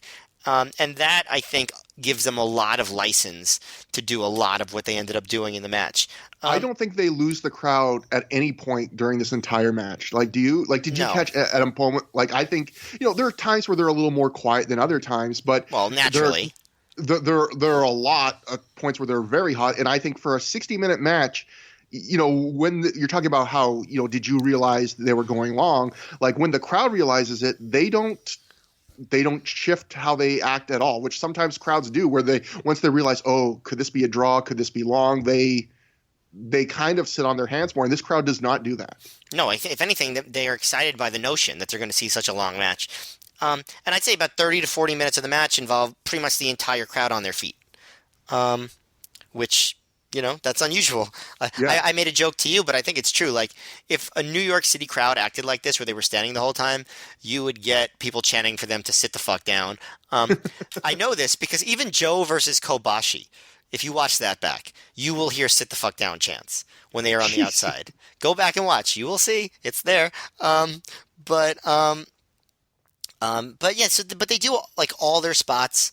When Punk runs out of the ring from after the face wash spot. Punk stalls by jawing with fans. What so this match is like Mark Nolte's bread and butter. Like, I'm sure that people might be annoyed by some of the stuff he does in this match, but the fact that they go so slow gives him a lot of time to talk about like backstories and like, here's what Samoa Joe is good at, and here's what he's been doing in his title reign. And look how CM Punk has won. He wins so many big matches, and he just like really dives into the tail of the tape, the strategy. And Gabe, he tries his best to keep up with that, but that's really Mark Nolte's best attribute as a commentator, and sometimes it can be kind of in the way. This time they have enough slowness that it doesn't really get in the way. He seems to enjoy it, and I enjoyed hearing him talk about it. There was even an interesting part where like Gabe and Mark were almost doing like a podcast conversation where they're like, who do you think has had the better run so far in ROH, Punk or Joe? And they talk about, in some ways they talk about it in kayfabe terms, like their big wins. But then they also, because it's Gabe, they always have to go back to like match quality too. So it's funny to hear them talk like fans. I enjoyed that. So the commentary was I think, added an additive to the match as opposed to something that took away from it. There was a point. They didn't lose the crowd, but they did lose Mark Nolte because Samoa Joe is on the outside and he's stalling. This is maybe about 15, 20 minutes in. And he goes to the outside and kind of like jaws with a fan. And so the fan, like, he puts his arms up in a CM Punk style X and to show I'm on Punk's side. So Joe kind of like moves in his direction like he's about to punch him, and the guy flinches, and Joe laughs, and so Gabe loves it. Mark is like, oh, I don't know why he's not being serious right now, and then Punk goes outside to the fan that he held up the X, and Punk goes to pretend to shake his hand, but then pulls it away and runs it through his hair, and the crowd obviously. they got a big pop from that. And I even remember, I haven't actually gone back and looked, but I remember reading Dave Meltzer's review of this match, and that was some of the stuff that took the match down a little bit in his eyes. Yeah, we'll get into that later. But yeah, that's something definitely, not just him, but other people thought you created this such a serious, like epic feeling match, and then you had this moment where you kind of just did standard kind of crowd work. But which I get that. I can't argue with that. I didn't mind it that much, but I certainly get the critique. I'm not saying it's wrong. But then like the crowd is so into it, so it doesn't necessarily matter that much, because then Punk goes back into the ring and grabs another headlock, and the crowd pops for the headlock. Like they're really enjoying like this, like the slow build that the match has. And I will say, like, it's not like all this stuff really ties into the finish, but it does keep it entertaining. And they do, they just continue. They do fun moves, spots, and stuff. But at this point, getting close to the halfway point, Nolte kind of introduces the idea that Punk is rope-a-doping Samoa Joe. Making him punch himself out, because Joe was really like punching at Punk a lot. And that's actually a theme that you'll see in a lot of Joe's longer matches that happen in the rest of the title reign, where the smaller opponent is getting him to punch himself out. I remember also seeing it in the Danielson match, which happens in October, which we'll get to, I don't know, whenever. But someday. But so at that point, you do kind of see some of the storyline aspects kick in. They fight on the outside. Joe throws Punk into the guardrail, and then he sits down in a chair to rest. And I know, like, they're selling tired, but you could tell they are tired in this match. I know you mentioned to me in your research, you saw that CM Punk did another 60-minute plus match the night before. So while CM Punk is in good shape, it makes sense that he would be tired. And it obviously makes sense that a guy the size of Samoa Joe would be tired doing what he's doing. So yeah, they are tired. But they do their outside stuff. Punk goes for the ole ole, but Joe gets up, and then Punk just like runs away back into the ring, which I liked. So like they're doing the mind games and stuff like that. And so at a certain point, both guys, they put up their fists and almost like they face off with almost like in a kickboxing match. And Joe gets the advantage. And he does one of his better tope suicidas, I think, because he like rides Punk all the way down into the aisle, like instead of just like kind of a glancing blow with the elbow. Mm-hmm. I thought it was really good. There's also a spot where Punk goes for a Rana from the apron to the floor. Joe catches him, blocks it, and swings him into the guardrail. And I think that was the biggest spot of the match up to that point. Yeah, I love that spot. It's a great spot. I think they repeat it in another match. Joe does, at that point, the ole ole kicks, and he starts really dominating about at the halfway mark. He just keeps cutting Punk off. Brutal face wash with the running boot. And Punk is starting to sell his ribs. But he makes a comeback, does a big crossbody, and then Punk takes Joe down with like just repeated big kicks. And he struggles to get a leg lock on Joe's bare legs, like an Indian deathlock type of move. But he eventually gets it, and Joe tries to chop his way out of it. But Punk holds onto it for a while, so he's working on the legs, and Joe fights out with like headbutts, just like really aggressive headbutts. And this is when the crowd really gets on their feet and they don't sit down again. This is when they start to have some near falls, including Punk hitting like a roaring forearm.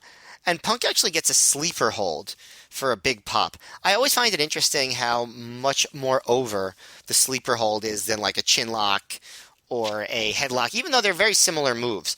And I guess it's because guys in the past have used it as their finisher, which is, it's been years since guys have used headlocks as a finisher. Yeah, I was going to say, do you think do you think that's just because us like childs of the 80s where we remember like Roddy Piper and Brutus Beefcake and of course Ted DiBiase? Like, do you think if a kid was growing up today, they would prefer a sleeper hold to anything else? Like, I'm not. Do you think it's only because we have that? Well, it's if they remember from their childhood those 3 matches in 2002 that Triple H won with a sleeper hold. That I guess that could be. That could be it. But otherwise, no. I think it just probably feels like a rest hold to them.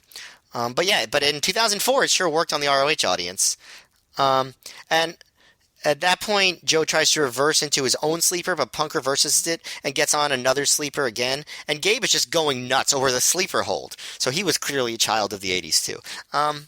But Joe fights out of the sleeper, and then he hits a Pele kick to Punk to kind of cut him off, which I thought was just awesome timing, great spot. And that's when Joe goes after Punk's back again and his ribs, and he does a lion tamer and then like a deep sit down Boston Crab where Punk makes the ropes. And Joe starts laying in big kicks on Punk in the corner, but you really can feel how tired they are. Did you notice this too? Like, Yeah. I think what you said before is perfect, which is the idea of they're selling being tired, but they're not really like they know it's their spot to sell it, but they're also not having to act. yes. Now, there's a certain point in CM Punk's career where a top rope elbow becomes a signature move for him. He was not there yet. He does a top rope elbow in this match. It is not a good top rope elbow, but he does get a 2 count from it. And then he hits like a back suplex off the middle rope, which got a big pop, and an ROH chant as both guys are down. And they're still exhausted, but Joe gets a burst of energy and hits a big power slam and a cross arm breaker. Punk makes the ropes, and then Joe goes to the Kawada kicks, and then the power bomb into the Boston Crab. And every move is now getting huge pops, and Joe switches to an STF. Punk makes the ropes, and Punk actually connects with a top rope Rana. Like he actually just hits a regular Rana for 2, and then Punk hits a Pepsi twist, but Joe gets his foot on the ropes, and then Joe hits a sunset flip, but then he does the rolling cradle thing that he does. He gets 2, and I gotta say, did not expect to see the sunset flip near the end of a 60-minute match, but there you have it. Actually, Punk seems maybe more tired than Joe at this point to me, but that just could be because this was his second 60-minute match in as many days. And Joe hits like a decapitating lariat on Punk. Like, wow, what a lariat. Gets 2. Punk hits a Shining Wizard out of nowhere. Joe kicks out, and the crowd goes nuts, like they actually bought that as a finish. Punk goes for another Shining Wizard, but Joe slams him down, leg first, and then does like this leg submission thing. Punk grabs the ropes. Joe goes for the top rope muscle buster, but Punk escapes, and he gets and the crowd chants Pepsi plunge, and he hits it, but he falls out of the ring. And I don't know, I haven't watched that shoot interview in a long time, but to me this feels like, was this supposed to be the finish?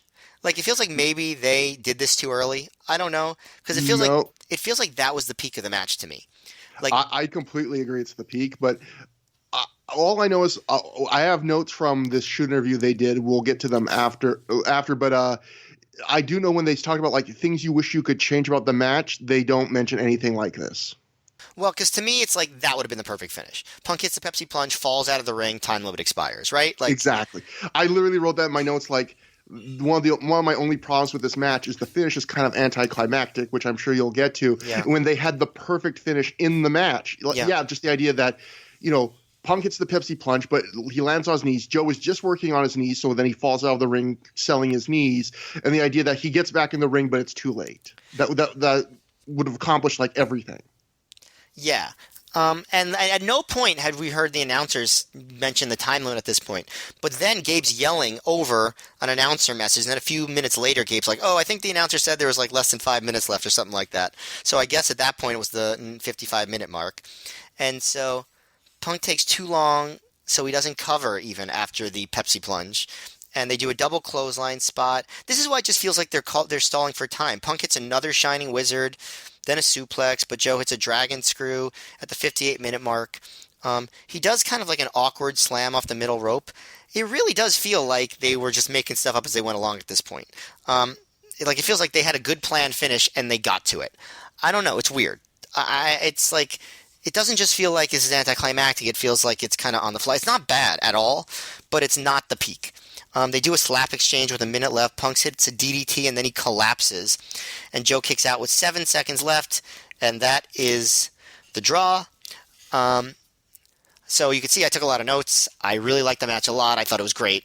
I get why. I think it deserved all the hype. Yes, they do improve on it, but think about where these guys were at this time, the ambition of what they were doing, how good the crowd was.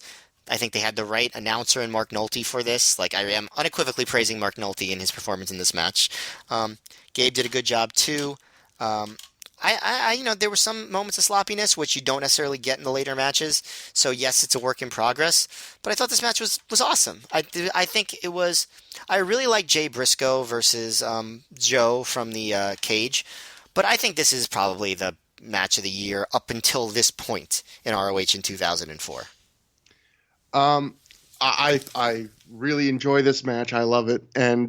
But when I rewatched this match, one thing that kind of went through my mind was I think a lot of the Ring of Honor matches that we've loved, they're just as good if you have no context as if you do have context. Like I think if you watch, I don't know, Bryan Danielson versus Low Ki, if you just like good wrestling, you don't need story or need to know their other matches or anything like that.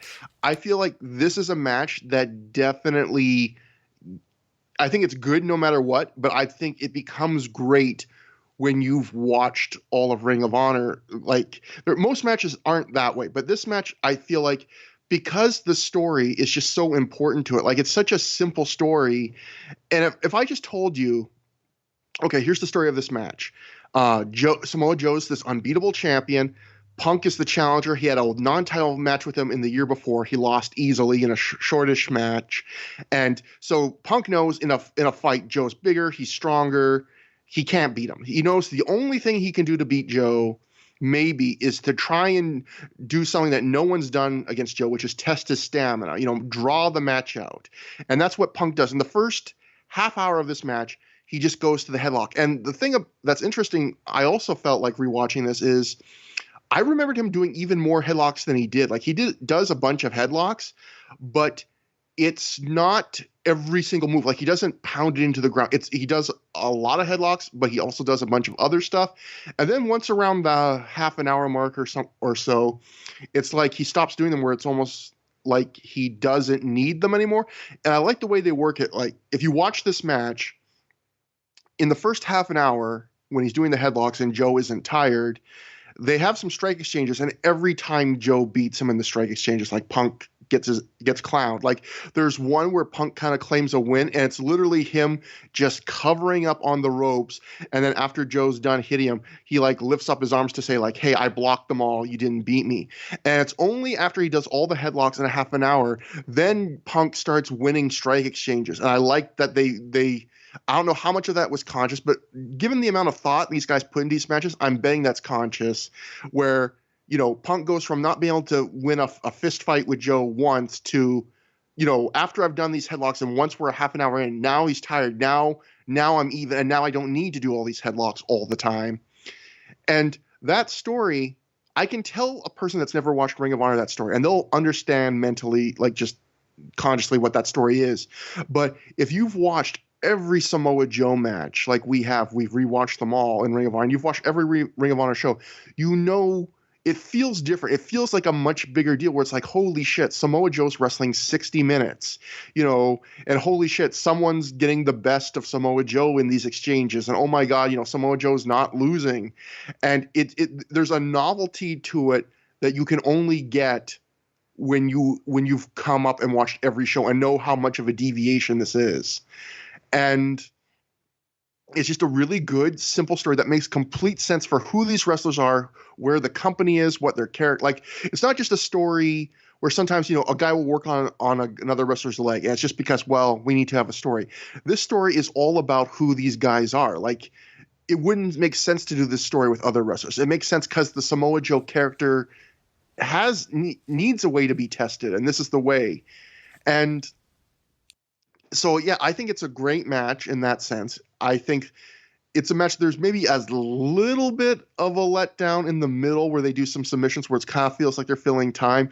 But even the parts where they're just kind of stalling because they're tired, I feel like that's completely justified, even if they are really tired, because you would be tired in a 60-minute match. And I feel like that's one of the things that gives this match a big fight feel, is there is like space in this match for guys to sell. There's moments where they do a big spot, and rather than move on to the next spot or even move to a pin attempt, they do a big spot and then they just both lie there dead, which again, I think makes it feel like a more epic. This is one of those first Ring of Honor matches where it really feels like this is an epic world title confrontation, like an All Japan kind of, this is the most important match in the world right now moment. And there are flaws in it. Like, it's not a perfect match. Like you said, there's some sloppiness. There's There's a spot, for example, where Punk has to do he tries to do the Ric Flair get whipped into the turnbuckle and like flip over onto the apron spot, and he doesn't do it. There's another spot where he's lying on his back holding onto the ropes, and Joe does that thing where he's trying to pull him up by his legs, and then Punk flips and lands back on his feet, and it doesn't work the first time, and they just immediately redo the spot. Punk also, this is a great example of Punk is one of the most obvious spot callers of his generation. There are moments in this match where you can openly just see without him even covering his mouth, like them talking to each other. There's an exchange where they're throwing punches late in the match where Punk is leaning in and saying something in Joe's ear between every single punch. Like he's like throws a punch, leans in, says something, throws another punch, leans in, says something. They do that like 3 or 4 times. Then they do a different spot. It's really obvious. And yeah, people complained about the crowd interaction, the fact that in the middle of the match they interact with the crowd, and I can see, like you said, why that would bug people. But like you, it just didn't bug me that much. I can see why it would bug other people. I think it's also because it happened early enough in the match where it was like they weren't doing it at like minute 50. They were doing it like, I don't know, minute 25 or something, which I think does make a difference.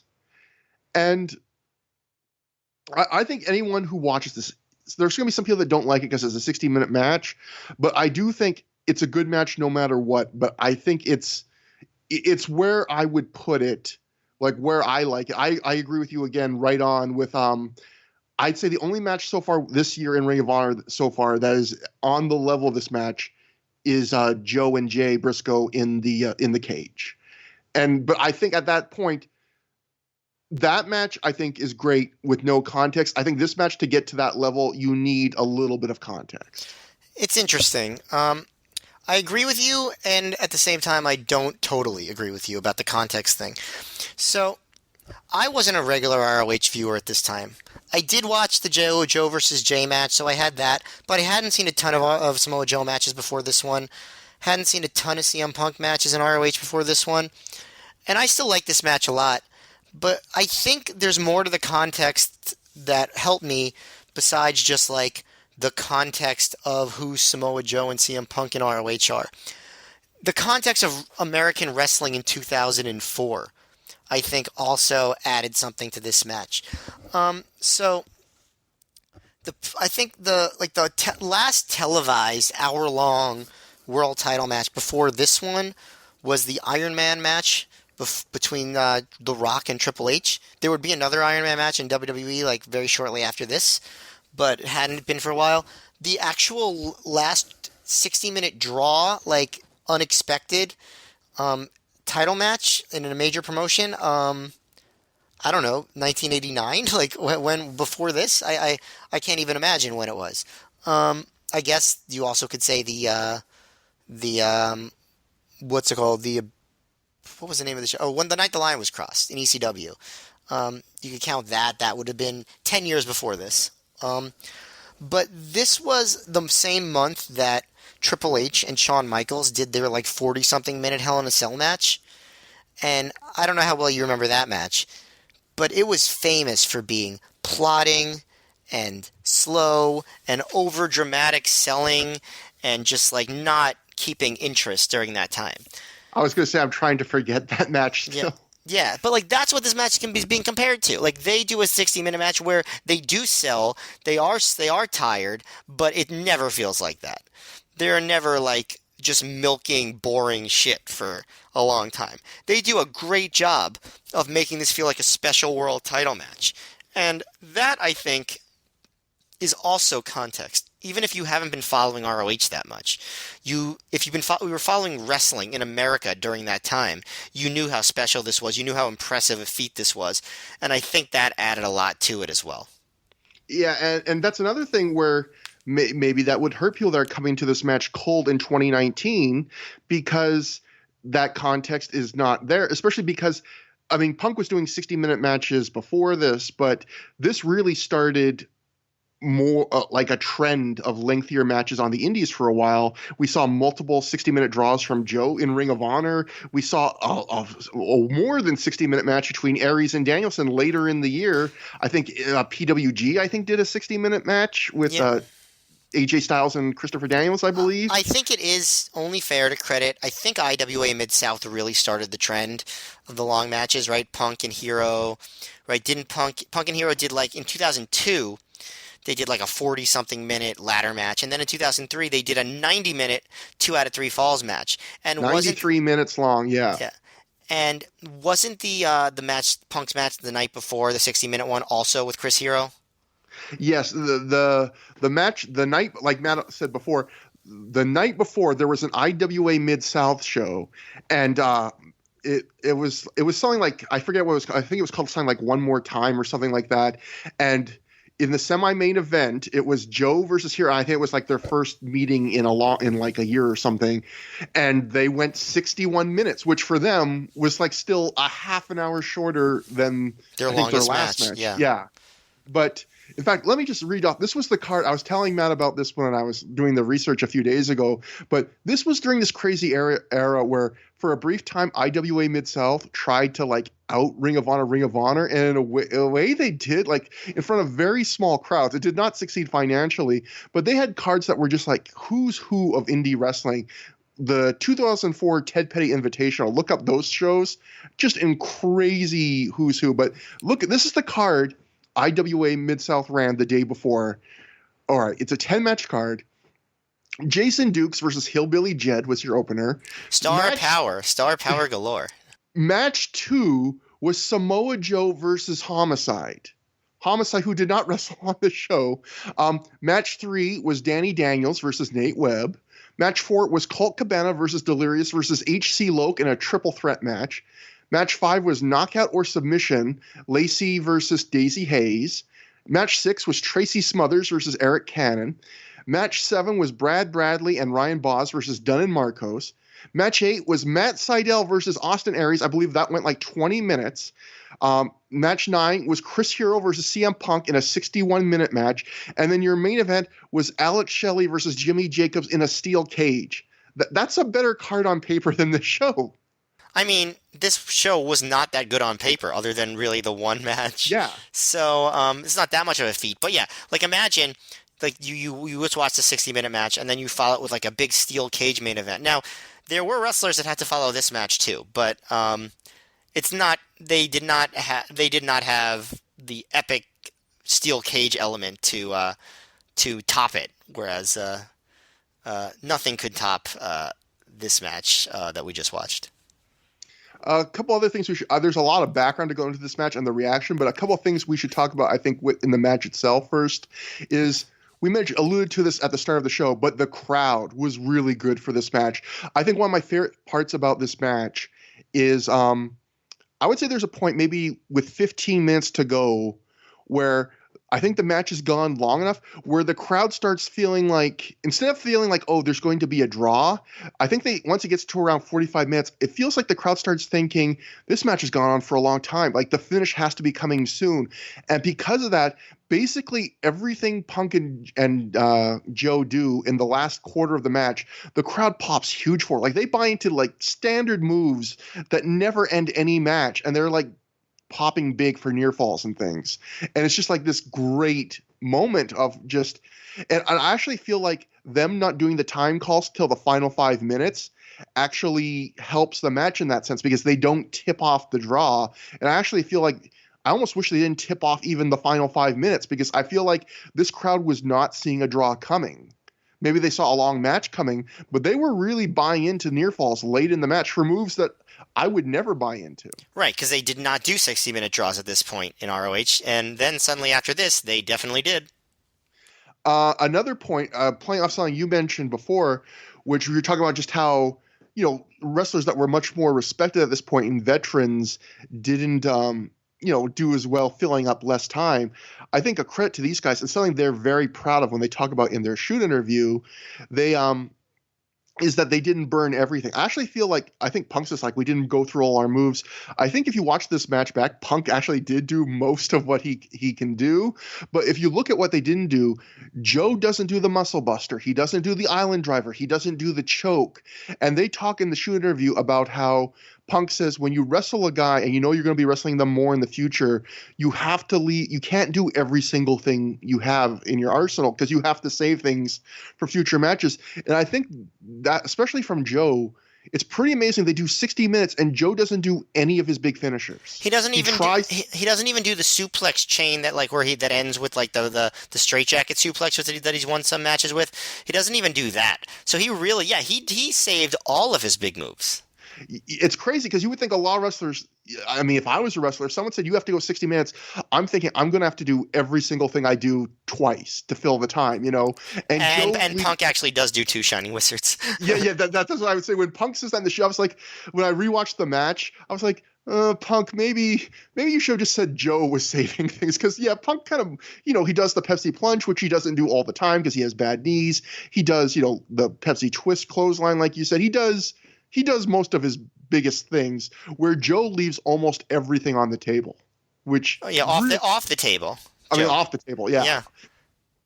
And I guess the last thing we should talk about before we get to the reaction is, I disagree. We're gonna have another disagreement because I thought this was Mark Nolte's worst performance of the shows we've seen so far.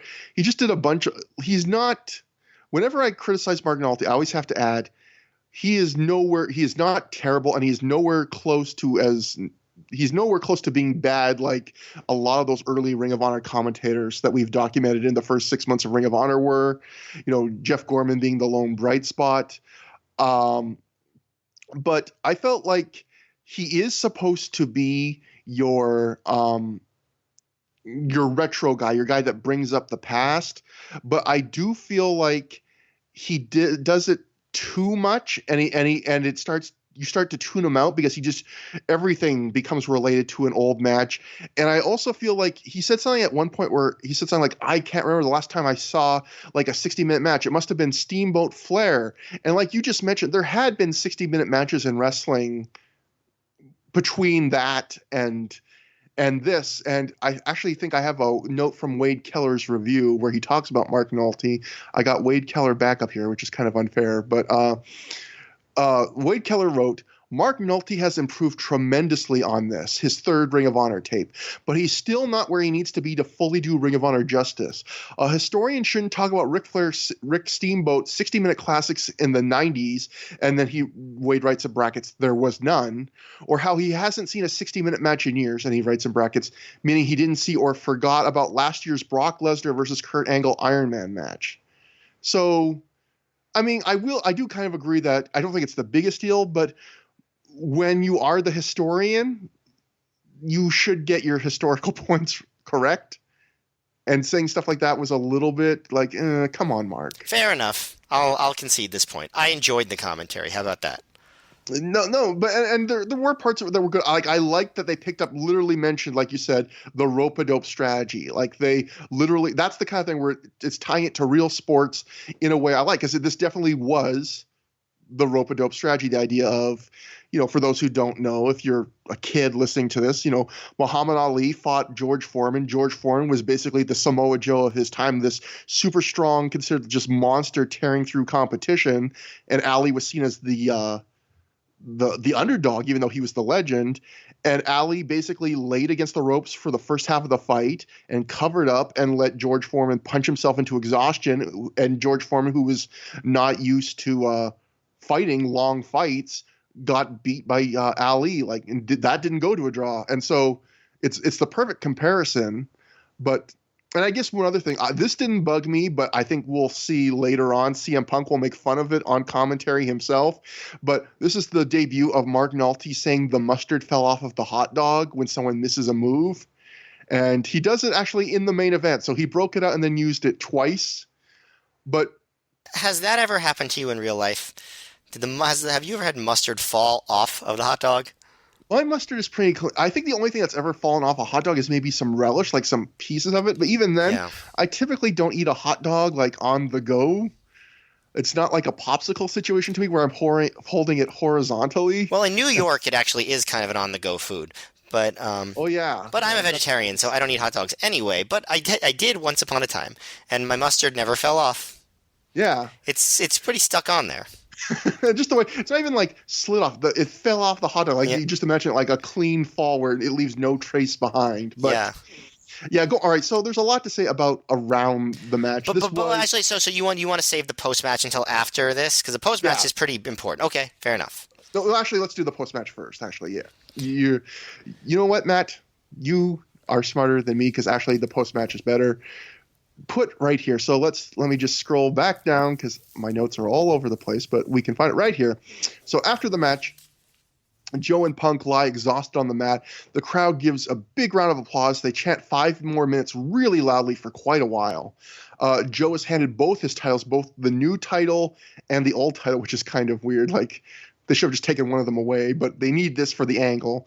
The crowd really wants 5 more minutes at this point. They will not stop chanting it. But Homicide then runs in the ring and he hits Joe with a chair before spitting on him and grabbing his new title belt. Dave Prazak comes in with the mic. Asks Homicide what he's trying to prove, and he gets laid out immediately for his troubles. Homicide grabs the mic and he tells Joe that this isn't over, and if he wants this belt, come to Brooklyn. He'll be waiting. The crowd chants bullshit, so Homicide finally gets some real heat from this. The crowd's pissed that he's interrupting this. Homicide has a big tantrum at ringside. He throws things around. He just gets mad. He eventually heads to the back. The crowd goes back to chanting 5 more minutes again. Punk finally recovers. He's been selling the whole time. He recovers enough to stand, and he grabs the mic and Joe's old title belt, which Homicide didn't take. And at this, the crowd changes their chant finally to thank you. And then after one fan screams match of the year, the whole crowd starts chanting that. Punk gets on the mic. He says, Homicide's never pissed off him and Joe like he just did. I would say in Punk's case, that's true. A couple shows ago, Homicide threw a fireball in Samoa Joe's face. I would say that's pretty anger-inducing. But anyway, Punk holds up the old Ring of Honor title belt, and he says, this is the most important title in North America. There's a huge Ring of Honor chant when he says that. Punk says that that's because of Samoa Joe, and he says, this is your belt, and he hands him back the title. Punk and Joe shake hands on their knee and then hug, and then both raise the titles together as Punk says, fuck anybody that tries to stop us. Joe's theme plays, and they shake hands again. And yeah, this I think is like almost as iconic as the match. This really felt like a kind of almost like they were talking to all the people that were against them after the Rob Feinstein stuff. This felt like kind of like a fuck you, we're still here. It's exactly what it was. He literally basically said it. And yeah, this is an iconic moment, legendary, and it's a call to arms. Basically like, we're the new ROH. This is what we can produce. We're the leaders of it, and we're the best. And they backed it up. Like, they ended up backing it up. So, like, that made the moment even better. Like, in retrospect, that this wasn't a one-time thing. Like, they kept it going. They stayed true to what their word was. They continued to produce. They got even better. And this was sort of the beginning of that era. Like, if you consider this the first show of a new company, you know, they have a brand new owner, full owner. They're going to get new logos, new everything, new main announcer. I'm just kidding. This was a really big moment. This really felt like one of those like big ECW rallying cry moments, and there hadn't been too many of those in ROH. You have to go back to the Hit Squad getting people to chant ROH on a bus to really get moments like this. So I think this was great. I love this. I always remembered this. And I think it's very meaningful. It was like one of the most emotional moments in early ROH, I think. And I think this is one of the most important Ring of Honor matches that we've watched yet in the history of Ring of Honor, because the company desperately needed a match like this at this time. They needed something that would change the conversation from, you know, because when I was doing all the research for all these shows around this time in like the Observer and the Torch, there was some talk amidst some praise of Ring of Honor of like, the company's depth is down. Oh, the show isn't as good as it, once was. Maybe how are they going to handle the loss of these talents? And they needed a match like this that was just like, no, this is a show this is a match you have to go out of your way and see. We're still doing it. Something that's going to change the conversation. And they talked about in like the shoots, we had no background going into this match. Like there was no feud, no reason to do it. They created this entire thing that will become a trilogy out of, whole cloth. And yeah, it's just two guys putting the company on their back when the company needed it the most. And And then, yeah, this match did become, again, like I just said, something that changed the conversation. So let's go into the reaction. First, we'll go into some of the live reaction. Dave Meltzer wrote in the crowd report from The Observer, crowd was standing for most of the match, which a correspondent said was probably the best match in company history, and he was not alone in those thoughts. We heard from another person who said it was significantly better than the Paul London versus Bryan Danielson match last year that did well in our match of the year balloting, so it will be a tape to see. I do think the match had more emotional heft than that match did, even if the work was nowhere near as good. Well, not nowhere near. They were, but it wasn't as good. It's a more special match, I would say, in some ways. But actually, that's a good conversation point. Do you think, like, I still wouldn't put this as the best match in Ring of Honor history. I wouldn't put this ahead of like up to this point even. I wouldn't put it ahead of like the stuff we've really praised, like Homicide, Steve Corino from Bitter Friends, Stiffer Enemies, or Danielson Low Key, or stuff like this. But it is a great match, and it does. Yeah. And like you said, it has that. There's an emotional investment where this match takes me back to a time and place in a way that some of those matches don't. That's exactly it. Like this match, like you said, with the context, it has the history behind it to make it emotionally weighty. I still like Danielson versus Low Key the best from this early era, but it doesn't have the years of character building that this one did. The Homicide versus Corino match, I think, did. So I think that one gives it a run for its money. But also, that match is not for everybody, right? Exactly. Like, that's a very violent match. And this one is this one's a wrestling match. So, this match is better as just like a straight wrestling match. So, but, I'd say this is high on the list of the best matches up to this point. But I wouldn't put it as the best, no. So going to the PW Torch, their live reports, or someone said, actually, no, this is the PW Torch getting a direct quote from Gabe Sapolsky.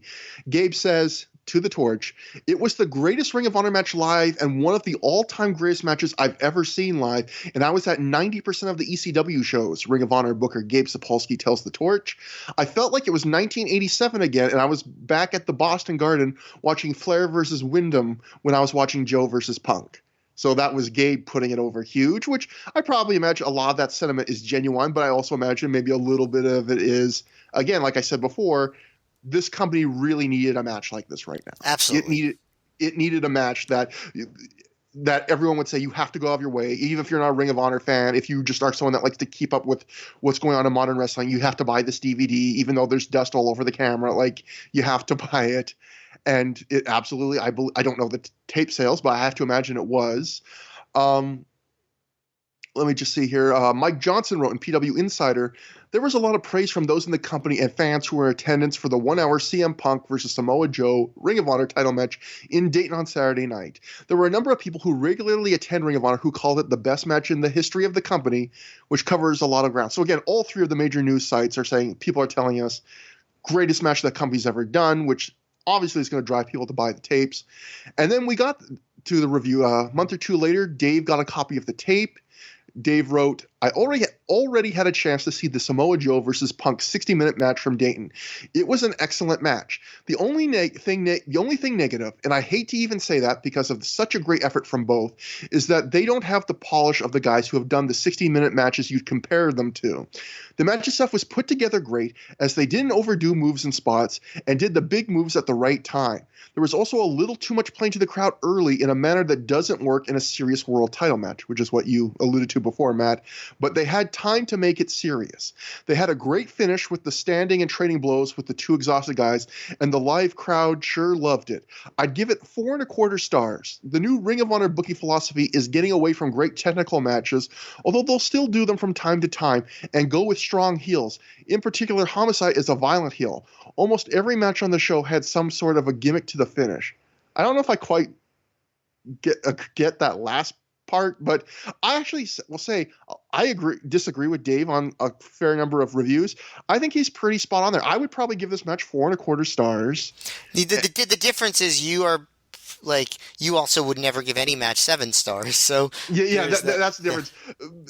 That's the other context we need. We need a lot of context for this match. Is 4.5 stars was a pretty big deal for an indie match in 2004. Nowadays, when Dave's going to every PWG show, or a lot of them, and he's giving matches 7 stars, this seems like no big deal. It was a big deal for him to Yeah. give any indie match a star rating. Well, keep in mind, there at this point, he had not given a American match 5 stars since 2007.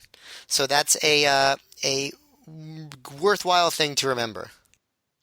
But I think his review was pretty spot on. I do think, and it wasn't it was a little sloppy in some parts. You can see in like just the talking and stuff like that. And even though the crowd stuff didn't bother us as much as others, I can see people point that out as a flaw. But I think his rating, most of all, is right in line where I would go.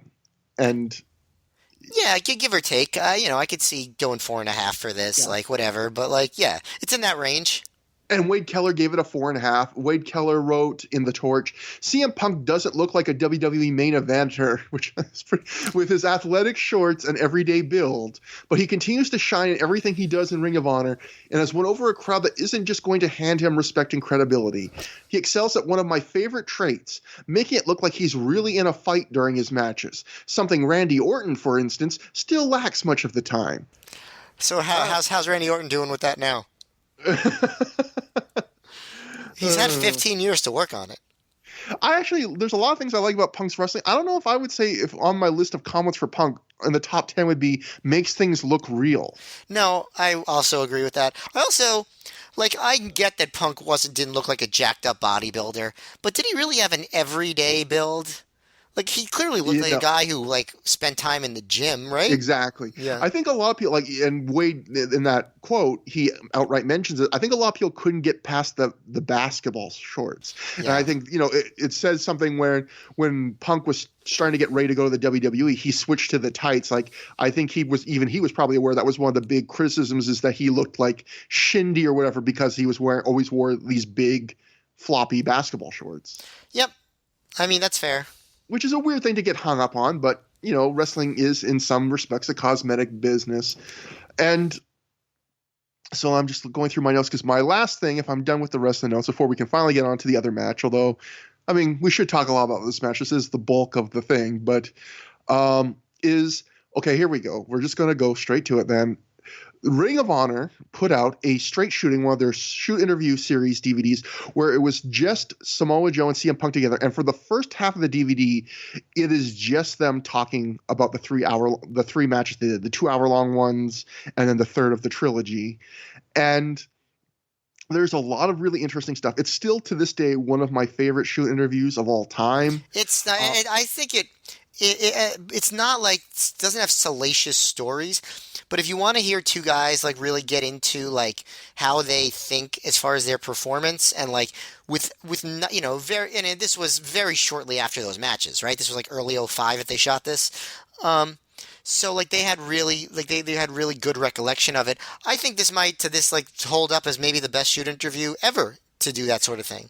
The only thing is, I think people won't quite realize how mind-blowing it was in the sense of there's so many wrestling podcasts now and things where wrestlers kind of take you through their thought process and backstage videos and all sorts of documentaries, where in 2004, I think it was even though that's not that far ago, it wasn't as common to see guys go this in depth where they're spending an hour to an hour and a half just talking about 3 wrestling matches they had together, going through together, this is why we did this, this is our thought process on this.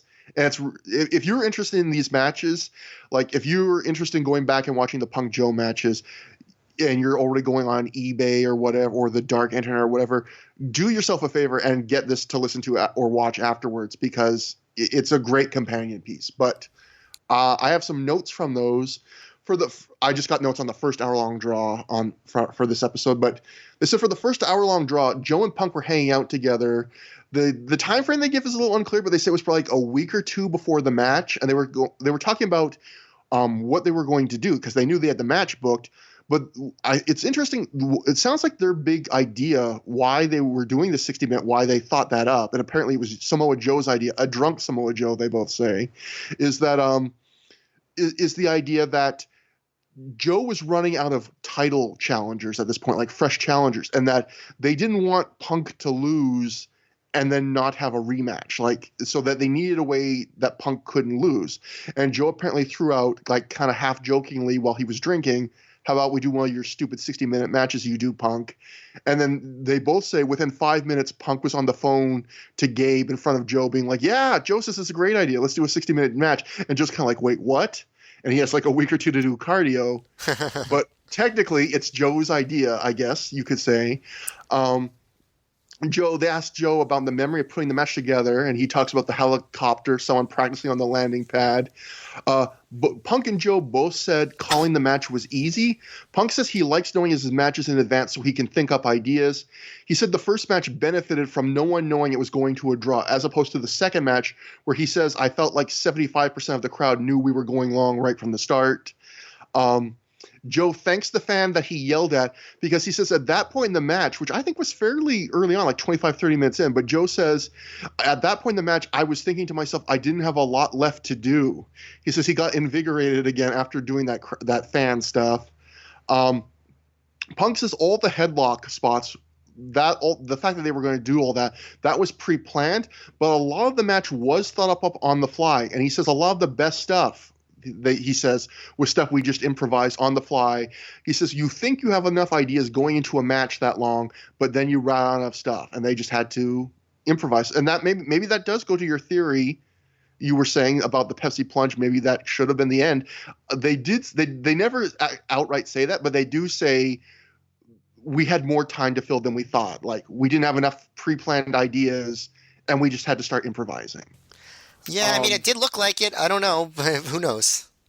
Punk was also shocked at how strong a babyface reaction he got in Dayton. Joe said that he didn't think the Dayton fans were going to be ready for an hour-long match, but they held up the whole time. Joe said the match was a lot of fun and said it was a lot easier than he thought it was going to be. He said from the mental side of it, he's had 15-minute matches that were harder because with a 60-minute match, you get a lot of time to play things out. They asked, like, have you guys ever done matches this long before? Or I don't know if they were even asked that. But Joe says he had done a 45-minute match once in some weird little southern Colorado carny show. And then that was the only match he's done even close to this length. Punk said he'd wrestled all his long matches with Chris Hero, but he also had an hour-long draw with Colt Cabana in Wisconsin and a couple others maybe before this. And he said, I drew on all of those matches when I built this match. Punk says, don't believe the hype. Samoa Joe isn't stiff, but he does remember getting slapped really hard by Joe and his knee getting clipped and then having by a Joe kick and then having to wrestle hurt the rest of the match. But he says he works better hurt anyway. But Joe says, yeah, I regret, accidentally hurting him. And apparently that injury lingered with Punk for quite a while after this. Punk says a lot of people will say this is the worst match in the trilogy, but it got off the things to a hell of a start. They're both really proud that they didn't kill every spot under the sun. Joe thinks the Homicide post-match angle was the first time he got real heel heat in Ring of Honor, and he points out that having Homicide coming out at that point was Gabe's idea. So they were like, they do a lot of Gabe razzing on this shoot interview where they kind of tease him because Gabe's not conducting this interview, but they were like, no, that was a good idea, and Gabe came up with that. They make sure like that was all Gabe's idea for Homicide to kind of get some heat there and steal the moment and transition things away. They're asked if they would have done anything different. Punk says he wouldn't have missed up the flare bump and he wouldn't have let Tree Trunk for legs kick his knee and hyperextend it. And then finally they asked Punk, was his post-match promo, that one we gushed about, scripted? And Punk said, is it one of my promos? Someone said, yeah. And he goes, oh, then it wasn't scripted because I don't script any of my promos. And he just says, I meant everything I said in that promo. Which I think you can tell. I think you can tell that's obviously a real speak from the heart promo. He wasn't really in character. He mentioned Homicide just to blow through it. He didn't really have anything really to say to Homicide. And finally, after all that, Matt, we still have a match to go because that was not the main event. The main event was an ultimate endurance match, the first in Ring of Honor history. The Prophecy of B.J. Whitmer and Dan Moff with Allison Danger defeated Generation Next of Austin Aries and Jack Evans, the Briscoes, and the Second City Saints of Ace Steel and Colt Cabana in 37-35. So the stipulations for this match was it's a elimination 4 corners tag, and every fall has a different stip. So the first fall was a submission only match, and the Prophecy of Ace Steel and the Prophecy beat Generation Next when Whitmer made Jack Evans tap out to a Lion Tamer in 13:38. The second fall was a scramble match. BJ Whitmer and Dan Moff eliminated the Briscoes in 17:21 when Moff pinned Mark after he and Whitmer hit like a Doomsday Device knee on him. And then the final fall was a anything goes match.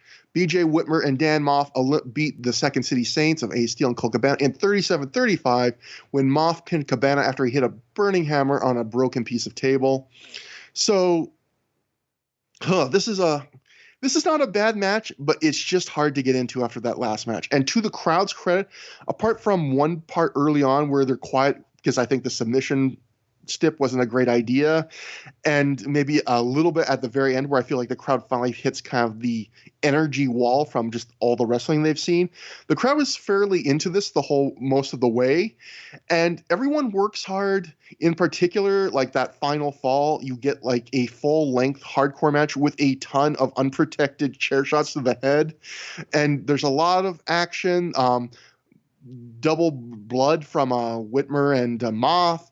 I think the match overall I would say, is a good match that goes way too long. The only part of the match I really didn't like is I thought the first fall, most of it wasn't good because a submission fall, like submissions are fun when you're used to tell a story and there's progression and stuff. And this match, it was just because it's 8 guys on the apron or in the match, it was just guys putting someone in a submission, tagging out, the other guy tags out, 2 other guys work a submission hold, and there was no real story, so it was kind of not interesting. But then near the end of that fall, they just start beating the shit out of Jack Evans and stretching him and dominating him until they beat him to get the first elimination. And of course, Jack has the out with he's hurt from the Walters powerbomb earlier. But I would say from there on, the scramble part's fun and the hardcore matches got a good amount of action to it, but just too long. Shouldn't have followed the last match, but I guess my assumption is Gabe didn't want to didn't want to end the show on a draw. I think a lot of people hate that. Would you have ended the show with the draw, and what did you think about this match? I would have ended the show with the draw, but in hindsight's 2020, I get what he was going for. I agree with you about the match altogether. Like, it was a good match that was too long. I liked the last fall less than you, and I liked the first fall more than you, because I really liked Jack Evans' performance there and some of the moves that they did to him, and I thought Aries was good too. I thought he was impressive. Like, it's clear why Gabe looked at him as like a main event level talent after this, and in the next show he really gets his chance to shine. But like, there was a cool moment where like Aries like fish hooked Mark, which he does, and then Evans drop kicked him in the face while he was getting fish hooked, and then Evans got flippy, but Mark just like destroys Evans with backbreakers, and Jay tags in and does more backbreakers, and then Jack's back he's just getting destroyed, like you said, and I like that he did a torture rack on Jack, and then Mark came off the top with like a boot or a knee to Jack's head while he was in the torture rack, and then Steele powerbombed Evans, and Cabana worked on his back, and he's getting beat up. I just think it's so much fun, and I love that. I thought that's what woke the match up, and it woke the crowd up. But I thought before that you have 8 to 10 minutes of just kind of meaningless submission work with everyone standing around. But yeah, once Jack comes in, it turns great because the whole next whatever long that is just everyone taking turns like just destroying poor Jack Evans. I agree. Like that, it did wake up the matchup. The second fall I thought was fun, but it was so short. Yeah, like it was just like there were cool moves. There was one point where Jay so Whitmer was going for a dragon suplex on Cabana. Jay tried to sunset flip Whitmer into the suplex on Cabana, but the timing got really way off. So Whitmer did the suplex, but it was late, and he almost suplexed Cabana onto Jay. It was not pretty. I like there was a moment where Gabe accidentally when Jay was working on Jack Evans, where Gabe called Jay Jack Briscoe. And you could tell Mark was not happy. He was like, if you call anyone Lou Thez, I'm taking you away from me. Or I'm taking your mic away or something like that. There was also a moment where Gabe, right at the start, was like, "Oh, how are we going to call another match?" And Mark was like, "Oh, you're right, but like, given what these guys are going through, how am I going to complain?" And then Mark's like, and Gabe's like, "Yeah, you're right. I do sound like a wussy when I say that," which I enjoyed that very much. You don't hear the word wuss very often in 2019, but I guess in 2004 it was still around. And I'll say I don't think Mark Nolte was his historian thing was a great fit for Ring of Honor, but I don't think like he and Gabe had decent chemistry together for not having barely worked together. Like they get along. Yeah, Gabe. I think Gabe. They had a good rapport overall. But yeah, so the scramble was good. It was just a bit like slight. Like it didn't really seem to. They didn't do everything they could with it. I almost would have preferred if they made that segment 5 minutes longer and took 5 minutes off of the last match. I don't think the last part had to be quite as long as it was. I think it got kind of ponderous at a certain point. But in between, they decided to have Colt do crowd work, I guess to make sure that the crowd knew that the Saints were the heels and the Prophecy were the baby faces. I don't know exactly why they did it this way.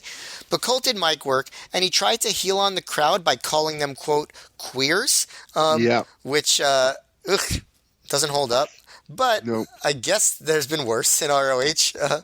But no, doesn't hold up very well, especially from Colt. You hate to hear it out of his mouth because you kind of hope for more from him. But I guess he's grown up, so that's good. But he keeps talking about how the Saints took out Daniels in Ohio, and then the Prophecy sort of come back, and Moff takes the mic, and he's like, "We're gonna take one of your necks tonight," which is a weird turn of phrase, but I get that's what he said. So that kind of leads to the match, and then he says, "Oh, the Saints next. They're going to take home in a box." That's what he says. And Gabe says that means that means a coffin, not the Undertaker kind, the real kind. I was. I wrote my notes. You're telling me Taker used fake coffins? Like that's the fake part of the Undertaker. The coffin. That's the only real part. But also that he's going to kill one of them. Like really, that's kind of what he was implying. But I have news for Gabe. This was the same month as the Undertaker, not with a coffin, but with I don't know if you remember, a concrete crypt where he murders Paul Bearer. Oh my god. June 2004, Great American Bash. Look it up. Maybe it was July. I don't know. I think it was the end of June. But that's this month. So they're not killing anybody like that. No concrete crypts in ROH. Did Paul Bearer ever come back after that as a TV character? I don't know. That's going to be heartbreaking if that was his last character moment. I mean, theoretically, he is dead, but I mean, literally, he is dead. But I mean, at this moment, yeah. in the angle, he was dead. Yes, you're true. In 2013 is when he actually died. So he lived another 9 years, even after being buried in concrete. Gonna move on from this line of speaking now because it makes me feel uncomfortable. But anyway, that's what Gabe said about the Undertaker. Let's move on. But yes, way too many headshots with the chairs, just like over and over and over again. Moff and Whitmer both bladed. Whitmer's was way better than Moff's, or worse, however you want to phrase that. He was bloodier. But so there were a lot of big spots. Some of them landed more than others. I just felt like it kind of felt meandering. But there were some good big spots. The ending was wild because they were setting up a table, like they were going to do the Pepsi plunge type thing through a table, but obviously Punk wasn't there, so it was actually that Moff was going to power bomb. Ace was going to power bomb Moff onto Whitmer through the table, right? And Gabe was like, "It's going to be sick. I'm going to look away." And it was like, really? That's the thing that you have to look away from? A power bomb through the table? Of all the things that we've seen, a barbed wire match, everything. No, power bomb through the table. Sick. I got to look away. But Moff cut him off. He took out Cabana. He crotched Ace on the top turnbuckle. And Whitmer, his exploder on Ace through the table, right, literally on the back of his neck. It was disgusting. That really was something I want to look away from. It was crazy. And then Moff followed it up by doing a burning hammer on Colt headfirst onto the wreckage of the table. Both of them were insane. Like those are real deal, like crazy bumps by the Saints. And Moff and Whitmer won. And the finish was great. The match was good. I thought the last segment was just a little bit too, like just I don't know. It didn't have a lot of flow to it. I think it felt kind of like the crowd was good though, considering what they had just watched. Yeah. They were with them. I was shocked how with them they were for most of the match. I do think, again, near the end, until they brought out the table, there was like a minute or two where all of a sudden you can tell, okay, the crowd's finally getting tired. But I'm shocked they were as into most of that match as they were, considering they just saw like this really great 60-minute draw. And then they had to watch a whole nother lengthy match immediately afterwards. And yeah, so credit to that crowd again. The match was good. And like you were saying, they gave a real huge effort, like especially the final hardcore fall where just the sheer number of chair shots to the head and the bumps they took, like they gave a lot to try and justify this as a main event. But it's just something, maybe it's because it's following the last match, maybe because it's too long. I felt guilty because I was like, you guys are killing yourselves. And I'm only kind of like at a 6 or a 7 here, out of 10. And yeah, but that happens in wrestling sometimes, unfortunately. And a few funny moments, a couple notes from the match. I don't know if these are all funny, but okay. Early on, there was Colt's very, very over in this crowd, and he tries to go for a pin in the first fall, which is only submissions. And Ace is on the apron, is mad, and he just screams, "Jesus, who trained you?" Which, of course, the joke is Ace Steel. It was him. Is Colt Cabana's trainer. Mark Nolte on commentary then during the first fall says, "Notice how nobody's going for pins here." And Gabe then like immediately jumps in and like reminds, "Of course, Mark, because this is a submission only fall." Just trying to say and also Colt had just previously gone for a pin attempt. There were so many crazy moves like we were talking about where one of the highlights of this match is just the crazy, it's like everyone gets a turn doing something crazy to Jack Evans, but there was one bump in particular where Jack Evans does a second rope moonsault and Mark Briscoe gets his feet up and Jack takes it like high on the chest or maybe even in the face. And then he takes like a crazy bump off of that. And it's just you have to really see it to do it justice. It's just crazy. And I believe Nolte does the mustard fell off the hot dog line again for that botch spot you describe. There's also another instance of man-on-woman violence because how did I let that slide? Yeah, Ace tosses Alice in Danger into the barricade and then says, "Fuck her, I would. Everyone else has." So a little bit of violence and misogyny and everything wrapped into one. The ROH trifecta. I guess there's only 2 things, but not the trifecta, the difecta. The difecta. But so we that ends the match, but not the show, because next we get a Loke promo in the building as the ring is being taken down. Finally, another promo. This is the rare this might be the only promo that happens inside the building that we can see. Loke, we can see the ring being taken down in the background. Loke says he wants to know why Masada and Daniels did this to the Carnage crew. Loke points out that he hasn't even seen Danny Daniels in years before this happened, so like he doesn't know why you'd want to attack me. Loke says he had every intention tonight of coming with a tire iron to end their careers and possibly their lives, but then DeVito told him to wait until he healed up. We should mention that earlier, I think on commentary, Gabe said DeVito has a knee injury from the last show, and that's why he's not out here. And I did like that Loke ties in and goes, the only reason I didn't attack you tonight is because DeVito made me promise we're going to wait till we're together. Yeah, it's a good attention to detail, which a lot of promotions wouldn't even bothered with. Yeah, and Loke says that Scramble Cage will be nothing compared to what Masada and Danny Daniels have earned for themselves, which pretty high bar to set. Also, they were mad at Special K for like molesting DeVito's underage daughter, and they are even more mad at the new Carnage crew for pooping in their bags. That's a great point. Like they're acting like this is the biggest line that's ever been crossed for them, when they just had a storyline where they thought a guy maybe was statutory raping one of their daughters, and the feud ended with a guy pile driving another guy off the top of a cage through a table and then saying he hoped his neck was broken and that he was fucking dead. And now they're saying this will be bigger than that. Like Bigger, and it's all because of poop. yeah, it's all because someone shit in somebody's gym bag. Okay. Elsewhere To be fair, no one's ever shit in my bag before. I can't say how I would feel. Until you have a daughter, until someone shits a bag, we cannot judge this from experience. That's absolutely the case. Yes. Elsewhere backstage, the Prophecy is celebrating. They're all very happy that they won.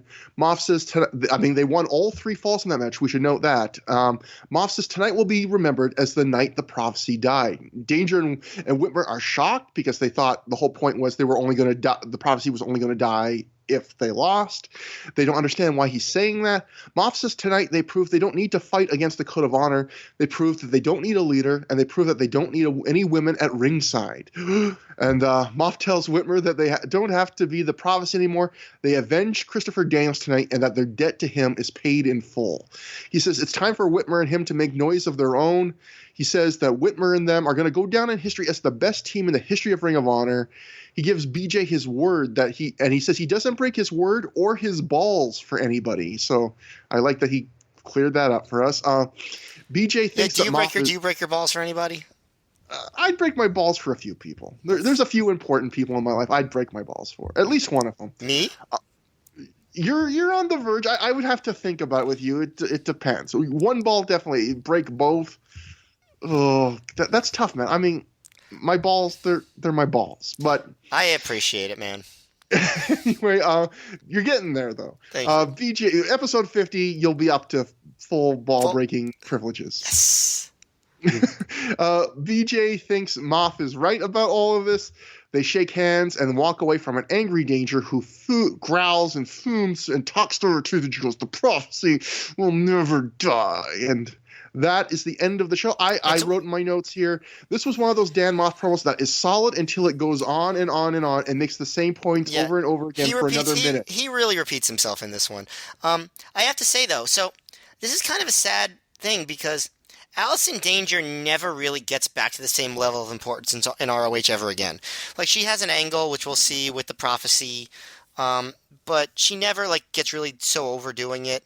And then when she comes back with Daniels, he's a babyface. She doesn't have the same edge to her. She's never really the important figure in ROH that she was in 2003, 2004. And it's kind of sad because she did a good job. Yeah, she's charismatic. She can talk, and yeah, she deserved more. She deserved to be in that, I don't know, that Prince Nana level where they always find, something him for a long time. It shouldn't, but it seems like she was more just tied with Christopher Daniels and things like that, whether or not that was the best use of her. Right, exactly. So that brings us to the end of the show.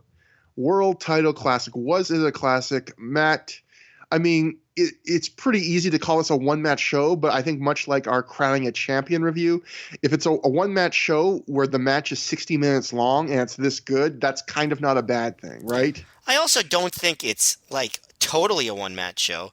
It's better as a whole show than Crowning a Champion. Ultimate Endurance is outright good. I like that scramble match or the six-way mayhem. You liked the Generation the Next six-man tag. Yeah, I think this is a really good show. I think, one of the better shows of the year in the ring. Obviously the great match was spectacular and memorable and important, and the stuff around it was good. The booking was good. I think this was a very, very, very good show. Well worth watching if you can handle the fact that it's unwatchable. Yeah, I would completely agree. And, sometimes we recommend, a lot of times, usually we recommend Ring of Honor shows just for the meat and potatoes, reason of, is this a fun show to watch in 2019 or whatever year we're doing the episode? Are the matches good? Are the promos good? Is this fun? Does it hold up? And then sometimes we occasionally go, well, this match maybe doesn't quite hold up, but if you're just a fan of wrestling history or Ring of Honor history, this is an important thing. This, that match alone, the World Title Classic match, it's both. It's probably one of the top two matches, if not the best match we've seen from Ring of Honor so far in 2004, and it's a very historically important match to the company. So even though if my memory turns out to be true, I won't know till we rewatch the matches. This is the worst of the three matches they have this year against each other.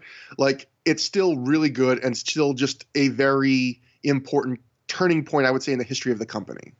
Yep. Agreed on all counts. Like, really, like, well worth watching. Yeah, exactly. So it's nice to be able to give like a full-throated endorsement to a show. We'll probably be doing a lot of those coming up. In our next show, we'll have to see how well we like this one in rewatch, which would be Survival of the Fittest, the very first. It's a one night tournament where you get 6 singles matches leading to a 6-man elimination finals. Bryan Danielson is back. A lot of good names in that tournament. We also get Hydro versus CM Punk. So kind of weird now to think about Jay Lethal versus CM Punk, but it happened in 2004. And yeah, that should be another interesting show to cover. Yeah, I'm looking forward to it. So that's the show. If you guys want to get in contact with us, through the years at gmail.com is the email, THROH for through. At Trevor Dame on Twitter or at Mayor MGF on Twitter are our Twitter handles. We post on we have a thread in the Pro Wrestling Only plug forum, the F4W forum, on the radio show section. We have those. And I also have a Patreon that is stupid and completely unrelated to this, where I write about weird wrestling fans. For $5 a month, I put up a new column every single day, and this month that includes Christmas and Christmas Eve and New Year's Eve because I'm stupid. It's $5 a month. If you're interested, you're probably not, but that would be at www.patreon.com/Mecca. That's MECCA twice in a row. And that's about it. And if we don't get to you before the end of the year, have a happy holidays to everybody. Yes, and I'm going to stop the recording only after you say your true catchphrase, Trevor Dame. Okay, until next time, have a good holiday. Have a great holiday.